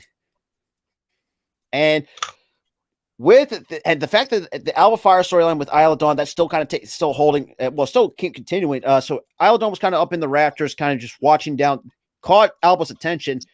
Sol Ruca hits the Soul Snatcher. Gotta say, probably the best finishing moves I've seen in NXT in quite some time. And Sol Ruca picks up the huge win over Alba Fire. And yeah, that really, for lack of a better term, frustrated Alba Fire. And it gets to the backstage segment as well. That she was kind of beat the crap. I think it had a referee pinned to the cage or one of the backstage storage closets with a baseball bat. And we get the tag champs too. So it's going to be going up to next week on NXT. It's going to be a 2-on-1 handicap match for the NXT tag titles. I'm thinking to myself, like, that doesn't make any sense to me. It's going to be scratching my head, but that's besides the point. And then obviously we get to Grayson Waller's interview. Now, I gotta say, I mean, if you talk about probably, coming up as douchey as you possibly can, Grayson Waller is the man to do it. And the fact that he has his own replica NXT title, that just shows you just how far he can go the extra mile. Yeah, and I think at times too, both. I mean, if you looked at last week's or at New Year's Evil, yeah, both Grayson Waller and Braun Breaker were kind of frustrated how that match finished. And I can understand that, I mean, that's the reason why we're going to get the steel cage match at Vengeance Day. But yeah, so Grayson Waller's still talking his thing. Then we get to a tag team match between Briggs and Jensen taking on Gallus, which just stemmed back from last week after it was for the Pretty Deadly Open tag team gauntlet. Gallus coming off that suspension. Now, Gallus, for those who don't know, it's a tag team that's with Mark Coffey and Wolfgang. They pick up the win over Briggs and Jensen. Jensen, or was it Briggs? It could be one of the two. Unfortunately, took a back body drop to the exposed concrete. Oh, and if you're talking about get the wind knocked out of you, that will do it. He had to get get help. But and Gallus, who's to say? I think they're going to be a really good. That's an interesting tag team, and I think they can beat the New Day. But it's going to be a triple threat match for the NXT tag team titles. Anyways, it's going to be Gallus, New Day, and Pretty Deadly. And me and Tyler know how much we feel about Pretty Deadly, so we don't want to.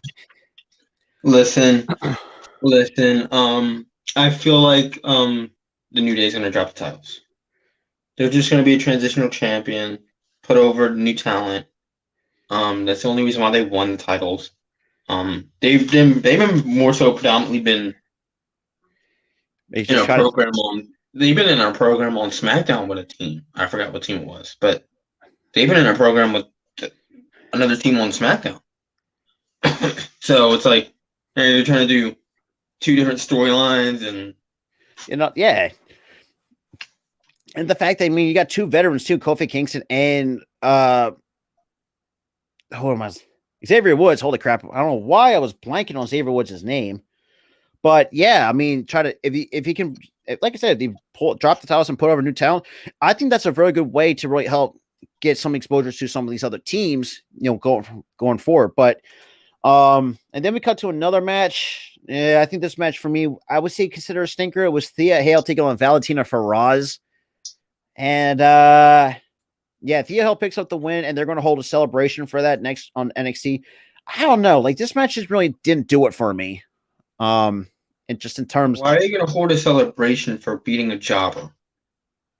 Well, that's Chase U in a nutshell, basically. Oh dear God. But yeah, that's right. Because she's never won before, so she won her first match. Yeah, dude, so that's her character is just her, but with 15 coffees in her. 15 coffees with extra espresso. Yeah, 15 coffees, 10 Red Bulls, 5 Monster Energies, 5-hour energies. But yeah, and then this was and it's just what I'm saying interesting. But we actually talked about this all before I think a couple days ago. The New Day opened up this promo segment, obviously wearing suits, because the idea was to hold a quote unquote funeral segment for the Pretty Deadly, but unfortunately, as the broadcast did mention, they did acknowledge the passing of Jay Briscoe, and thank God the WWE scrapped that segment. Not the Jay Briscoe remembers, but the funeral segment. But thank God they did that. Yeah, they were going to do a funeral segment in place of the whole remembering Jay Briscoe thing, because of course no one knew that he was going to die. But yeah, and I got to give WWE a lot of credit for doing that. But, and obviously, and the Pretty Deadly comes out, do their promo, and it just became an all-out brawl between the New Day, Pretty Deadly, and Gallus. Thought that was actually pretty interesting. And then Braun Breaker gives his side of the interview and says, yeah, basically kind of just, talk about, being a champion has a little bit of pressure and all that stuff. But, and the next match we have on the card for NXT, Javier Bernal, and I think Tyler knows, it's just, I don't get it with him. I really don't. He's just for me, he's just another R-Truth for NXT, basically. The fact that, some of the random shit that he pulls off. I mean, I think I remember the last couple NXT streams we did, he pulls out the spray, I think it was cologne and just. I love that whole thing. When he was trying to hit on Mackenzie Mitchell, and she was like, no. And I was like, yeah, it's but, he has some of his funny moments. I'll give him that. And this also was the return of Tyler Bate. Now, a lot of people don't remember. If you don't remember watching NXT UK, the very first inaugural NXT UK champion before, NXT UK went kaput, basically. Tyler Bate. Do you know what I find funny? Do you know what I find funny about Tyler Bate? What's that? It's the fact that and it's a personal thing with me. It's like after a few months, I almost forget about the guy. Yeah, I Then think he he's comes one of back. those. I was like, really? He's back? Like it just pops you in the head. It's like, when did And, like and it's not just like, wait, he's still there? we didn't even know he even left, so or took a break basically. So I don't know. But obviously Tyler Bate gets the win, and crowd is actually really and Tyler Bate, the crowd really loved Tyler Bate coming back, so they had a really good reaction out of that. But like I said, it's a smaller crowd, so it depends if they decide to go to just a bigger crowd, like we said earlier. And then oh crap, I had a burp coming on, so I had to sorry about that. So we had Roxanne, so we had a main event, Roxanne Perez and Lyra Valkyria taking on Toxic Attraction, basically said from earlier in the show. Both Perez and Valkyria got her kind of bit distracted with Cora Jade, and that's this all stemmed back from that battle royal when Valkyria eliminated Cora Jade early. So pretty much it was a little bit of a preview of what was to come at NXT Vengeance Day between Toxic Attraction and Roxanne Perez. And Perez did a really good job holding off her own and hits the Pop Rocks. Now, a lot of people say, the Pop Rocks is pretty much a code red, basically. It's pretty much a Canadian destroyer at that point. But, and then she gets the 1, 2, 3. Perez, I gotta say, if you're not like Roxanne Perez, I mean, just go back and watch her tape, not just from NXT, but look at her when she was known as Roxy. Like, there's a lot of things you can see. Like, she's pretty much that star of that women's division. Yeah. But now we get to AEW Dynamite. I think it was a pretty good show this week, if I could quite find it. Okay, before we do the AEW Dynamite, I have to get the rant underway. Shoot. But it ties into AEW. Warner Brothers Discovery. Get your head out of your behinds. Kind of the curse because of the whole demonetization thing.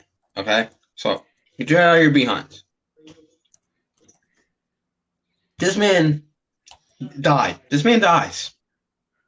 And you're still going to hold a grudge over something that was done 10 years ago that he since apologized for and he was a changed man because of that? He's a changed man. And you're sitting there and we're going to ban him from even showing up. Now we're going to ban him for having a service. A memorial. And this he died. And I'm not mistaken too. This is why I think AEW is. I think if I'm not mistaken, this is before AEW was trying to find a way to get better TV networks to get away from Warner. Because any other networks would say otherwise. Would have to. But that's just me on my. And here's the thing. Here's the thing that makes me angry. You guys are freaking hypocrites. Because let's do something here. Let's get this. Let me clear the air here with this. Shoot. You have Dana White's show on. Oh yeah. You have Dana White's show on your network. What did he do this past week? Slaps the crap out of his wife. And it's been all over the internet. Oh, it's been all over the internet. It was reported on ESPN. Fox Sports. Yeah. Also, you have a guy still on your roster who said he wanted to RAPE Sasha Banks. Sammy Guevara. Oh, right. He wanted to RAPE or shout like the youngsters, like people my age say it. He wanted to SA Sasha Banks. Yeah, it was just it was an ugly sight. It was a bad sight. It was a bad sight. You know what? You know what they did? Oh, bad Sammy. Gave him a little bit of a suspension. Then they rescinded on the suspension.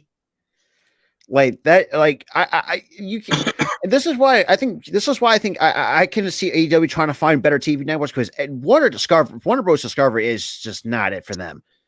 I mean, because it's like they're trying to find and I can't blame AEW trying to get away from Warner Brothers. I really can't. And we see, and kind of that's kind of a bit of irrelevant, but still kind of ties to Warner Brothers. We have seen actors come out and say, yeah, Warner Brothers is very difficult to work with, and we can see why. If you want to try to keep that, I guess like a family friendly image or whatever the case may be. I don't know exactly what the standard is at Warner Brothers. Here's the thing.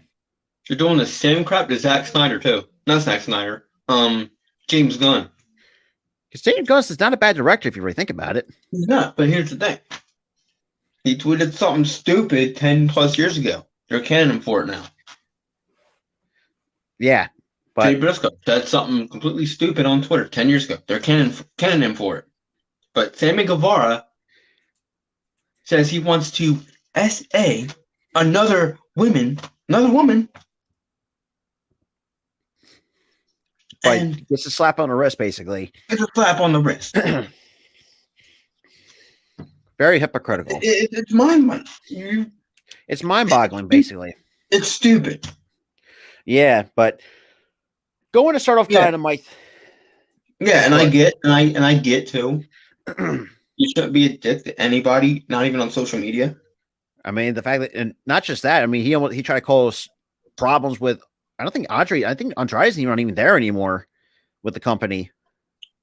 He tried to cause problems with Eddie Kingston, and Eddie Kingston punched him in the face, And rightfully so.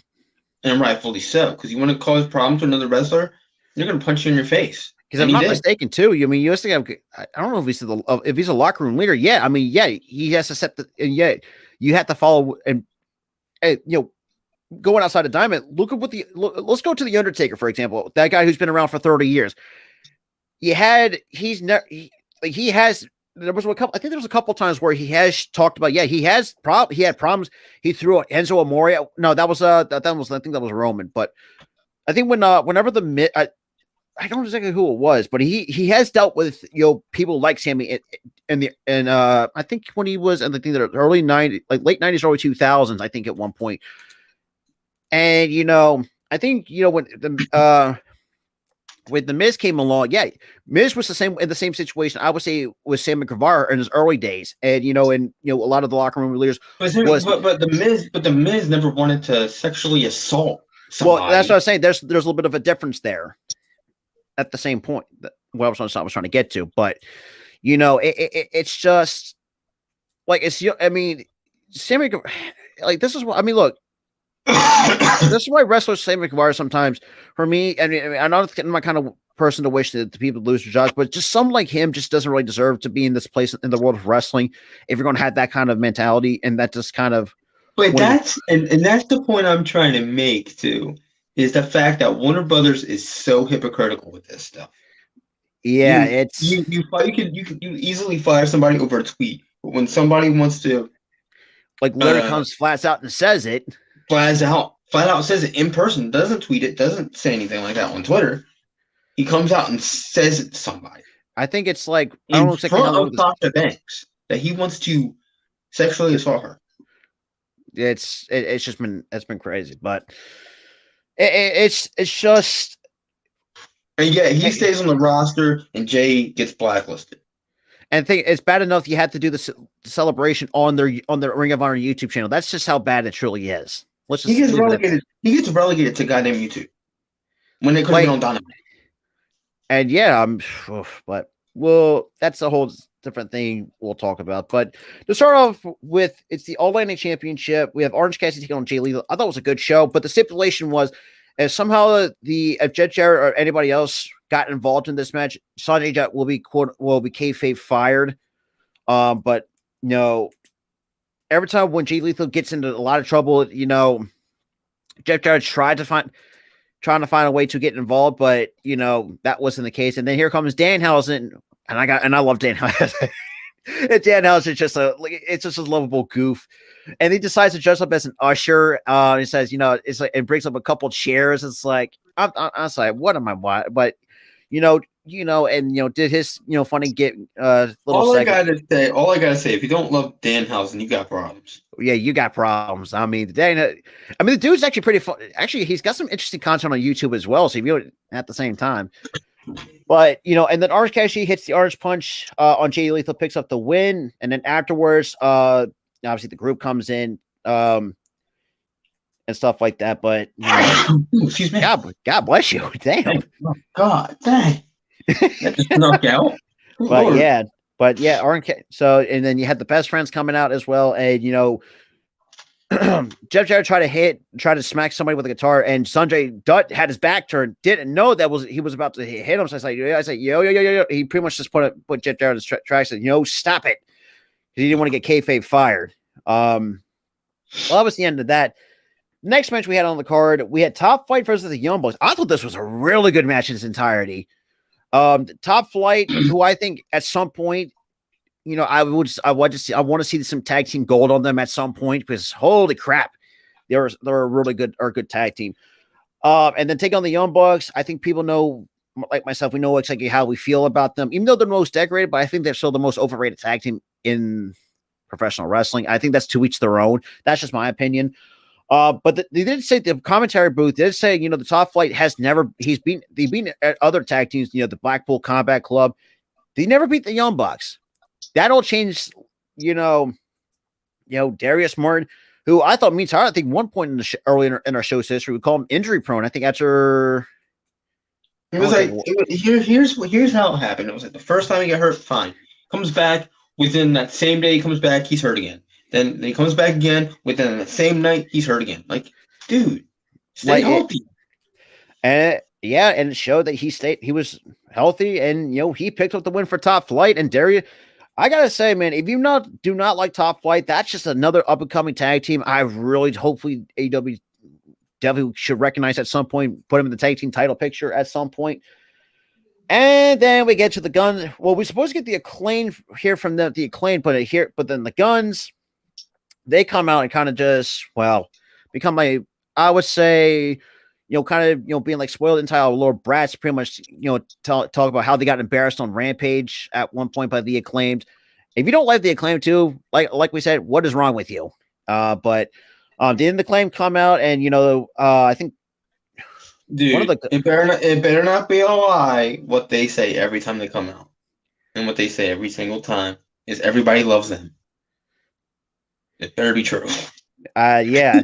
But, and then, I think one of the Guns say, we're not having, him freestyle. So pretty much Max Caster said, cut this man's mic and had to, do the freestyle side. Okay, I'm really, as much as I know Max, and yeah, Max Caster, but, and then they kind of get a bit of a promo battle, and then, or I'm not saying promo battle, but kind of a brawl. And then Billy Gunn gets in there, kind of pulls him off, and it was interesting. And it was a weird look for both the Guns and the Acclaimed.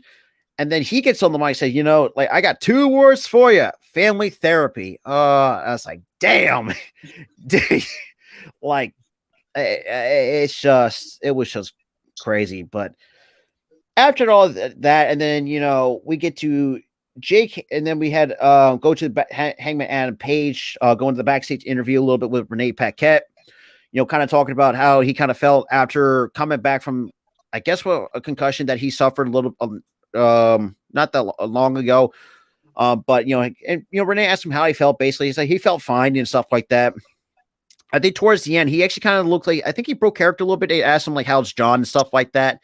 Just ask Renee how he was doing. And she said, yeah, I mean, she said basically, sometimes life kicks him down. He just finds a way to try to get back up and fights. And it's it's crazy. I'm thinking to myself, did I just see a little bit of character breaking there? But I mean, I saw that too. There was a character break with that. He was like, "How's John?" He sounded sincere and he sounded concerned. How is John? Yeah, especially like we mentioned before, when John when he took some time off of TV to get to battle his alcoholism, and I mean, I can see, and I do like this rivalry between Adam Page and John Moxley. It's just I can feel that Adam Page, how concerned. But after all that, I thought it was a great backstage interview. And it's just, And then we get to the next match, Jake Hager and Ricky Starks. And oh boy, this all stemmed back to the last couple of weeks after he gets put through the table, and then we had a promo battle the last week. Basically, Jake Harrison yells, says, "I like this ass." Like, I just think to myself, like, what are we doing? Even though it's one of the most hilarious promo battles I've seen, but Ricky Starks, I mean, you can't tell me otherwise of being the star that he is. I mean, at some point, it's just like, I don't know. It's really hard to describe it, just how electric Ricky Starks is. But Ricky Starks does pick up the win. And then obviously JAS comes out and he sneaks away into the crowd and gave him a number 2. So I beat you twice. And that kind of pissed off Jericho. And that leads up to going into the next week, a tag team match with Sammy Guevara and Chris Jericho taking on Action Andretti and Ricky Starks. But Daniel Garcia are basically what Sammy's talked to Daniel Garcia. It's like, if you can beat Action Andretti on Friday on Rampage, then he'll have a spot. So we'll see how that goes on Friday. And for me, I think this was the best match of the night on the card by far. Bryan Danielson taking on Bandito. I thought Bandito had a dub in the bag with Bryan Danielson, if I had to be quite honest with you, just how much has gone on. But Bryan Danielson does pick up the win. It wasn't easy for Bryan Danielson. I will say Bandito. I'll say this too, from Bandito, from what I've seen so far out of him, he's a tough customer when it comes to when you want to have him in matches with. And I mean, I think Tyler can attest to that too, just how scrappy some of these luchadors can be. They're very resilient. I've seen him in Ring of Honor, and he was very, very, very, very resilient in his matches. And he was great. And he showed, against Bryan Danielson, and that's funny too. And then Bryan Danielson had some really good 2 matches with some star. I would say Konosuke Takeshita. I mean, I do like what they're going for him, but the fact that and that got into the backs after the Danielson showed some respect to Bandito, and he basically kind of had a backstage interview and said something in Japanese, and I think Renee pretty much asked him, like, what does that mean? He's like, it's like MJF is an a-hole, basically. It's like, oh, it's like basically. Now another thing too, with the whole character work and the Jay Briscoe thing, right? Yeah.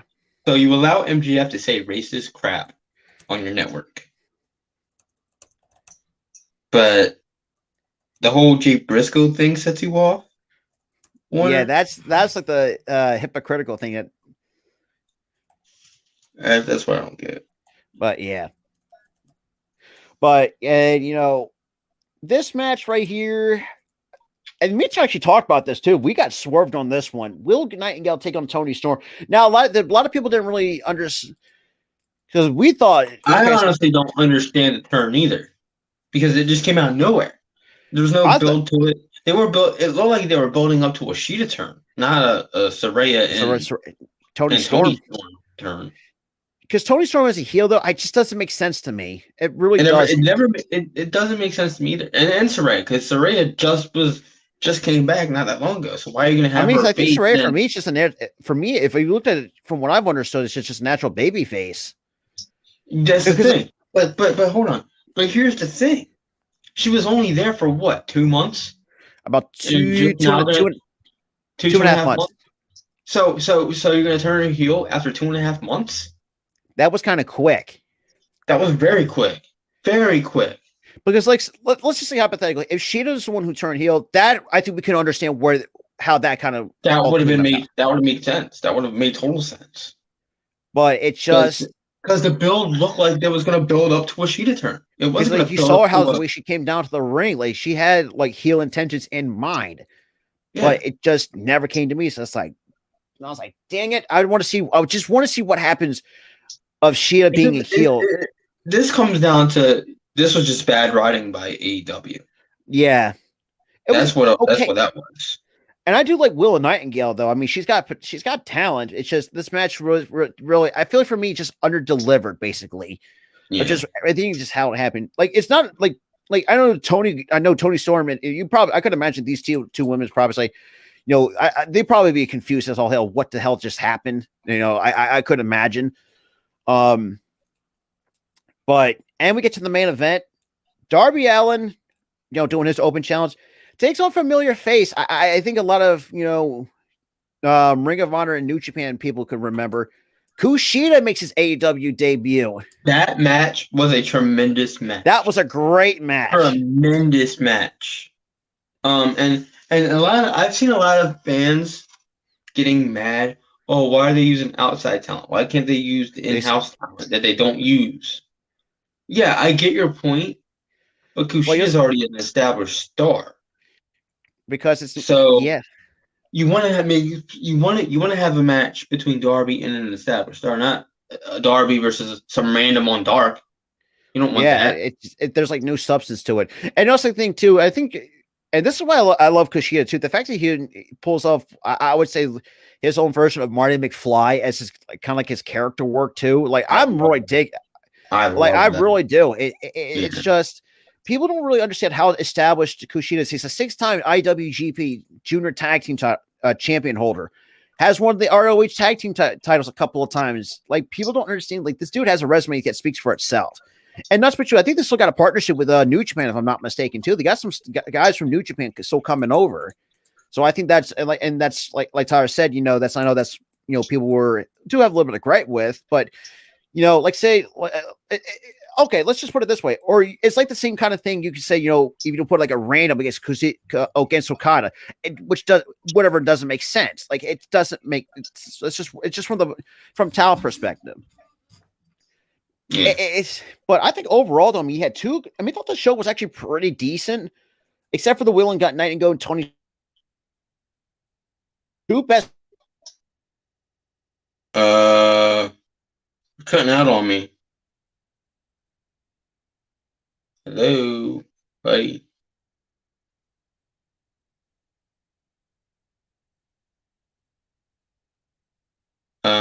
I'm sorry, guys, but he kind of cut out on me. God damn it. Thought. Dude, you cut on me in the middle of your thought. What just happened?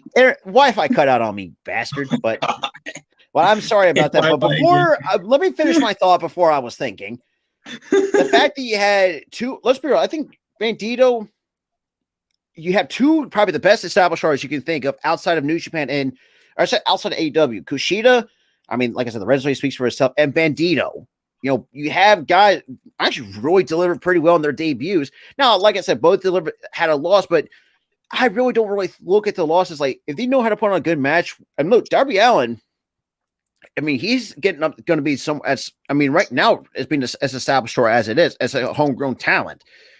And I think this is why a lot of times too, with Sting, I think like I said, when we actually talked about this, I think one episode, we talked about like how much Sting's mentorship has really furthered his development to become a star, something what Sting used to be during his heyday. But that's Dynamite in a nutshell.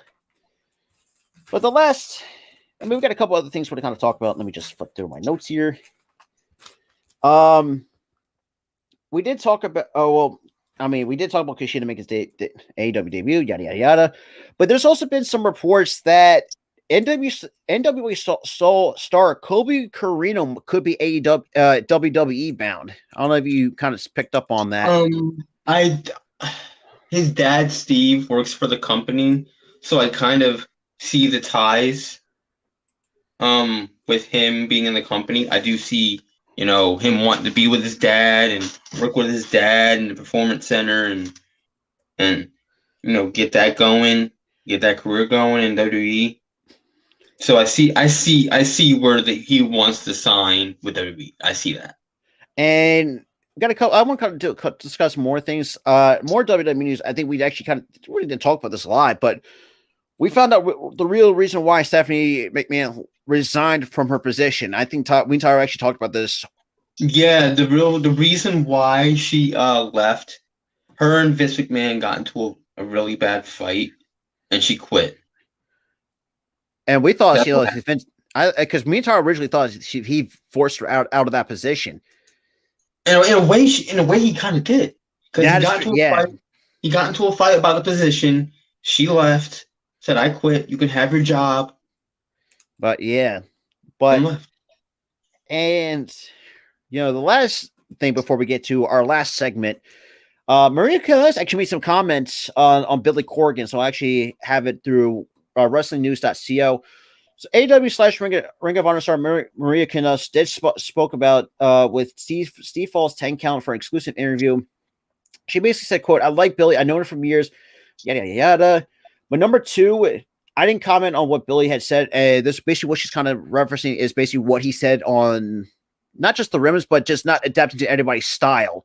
It's another, and she took issue with that, and who could blame her? I mean, look, Maria Kanellis, if you're for old WWE fans, wasn't the greatest wrestler by any stretch of the means, but then again, looking at the area at the time period that she was in, it was called. Well, we also had the quote unquote diva search, and oh boy, that was kind of a mess. But we don't want to go further into it. But so I had been asked a question and never called Billy out. I want to do that. What happened was I was asked the same question, but an all women show, and my answer was going to be the same. And that's what she did. She did her own. I don't know what the name of it, but she started like her own women's to give women an opportunity to showcase themselves, basically. Oh yeah, that one woman's company she tried to start. That she started. Yeah. Women's Wrestling Army. Yeah, Women's Wrestling Army. Yeah.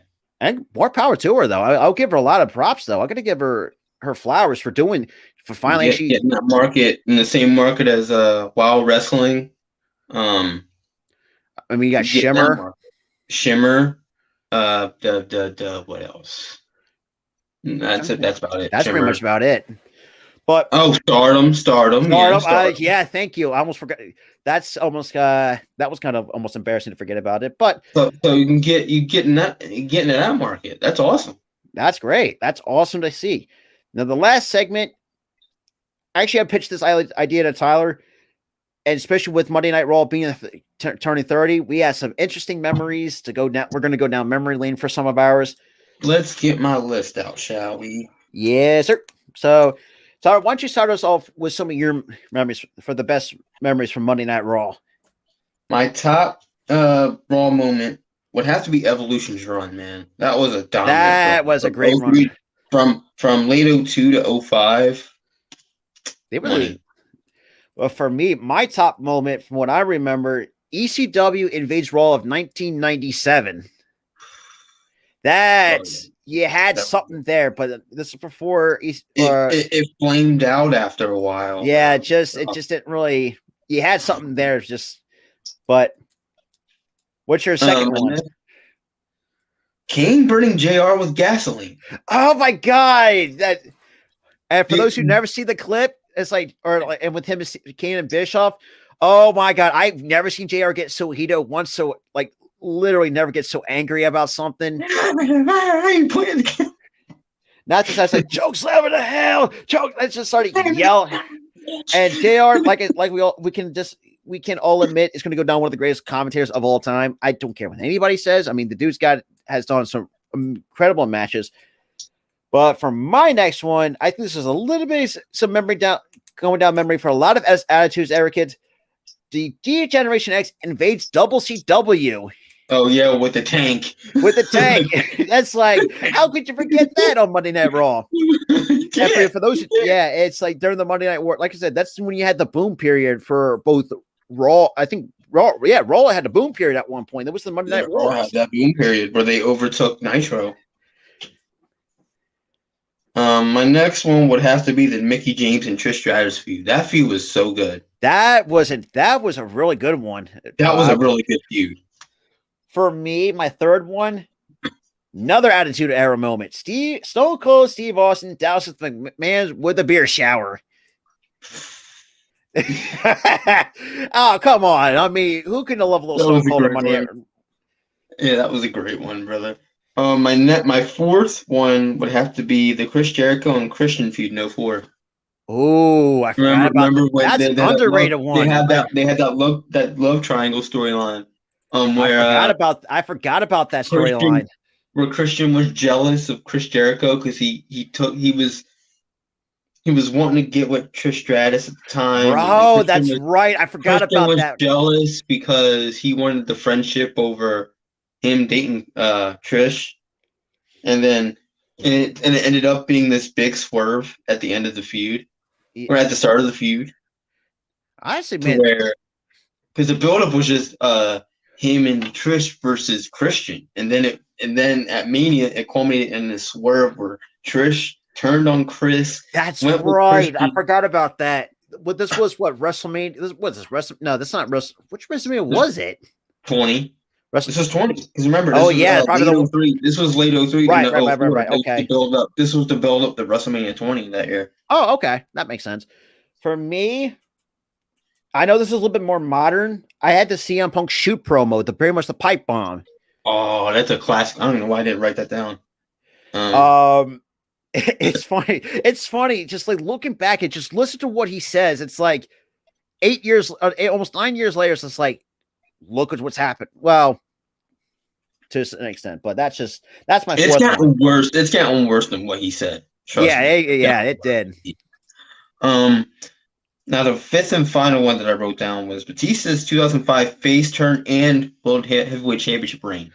That was a good world title run. I get part of that reign ended up being on SmackDown, but this is where he brought the big gold belt to SmackDown, if I'm not mistaken. Correct? It was when they did the whole switcheroo thing where John Cena went to Raw, he went to SmackDown. That's right. This was before. This is what during the This was before the I'm thinking the draft is what I'm thinking of. They were still doing the draft at the time. They were doing the draft until about 2013, 2012, late 2012. Yeah, okay, that makes sense. At that point, they did it for 10 years. They did it from 2002 to 2012. Okay, that makes sense. I got two more. One of them for me was Stone Cold Steve Austin interrupts Triple H's entrance. It's like, shut the music off. Don't want to spray that cheap water over the ground. I was like, I just started cracking up laughing. Stone Cold never ceases to make any people laugh. But my last one I had was Mankind win the WWE title. And I think people tend to really forget about that. People never forgot about that, honestly, because you got to think, too, about the whole Monday Night War situation. Tony Schiavone literally spoiled that whole thing. Oh, yeah, I forgot. Yeah, I remember that. Because he was like, if we're not even going to let you change the channel. Mankind wins the title. People will change the channel anyway and see the man wins the title. Or how about this one? Who remembers Hollywood Hulk Hogan and The Rock teaming up? Does anybody remember that moment? Yeah, remember. I got some other moments, but I remember that. That's when the NWO turned on him. The NWO turned on him. He turned face because of that. And then you had the Ultimate Warrior final appearance guy.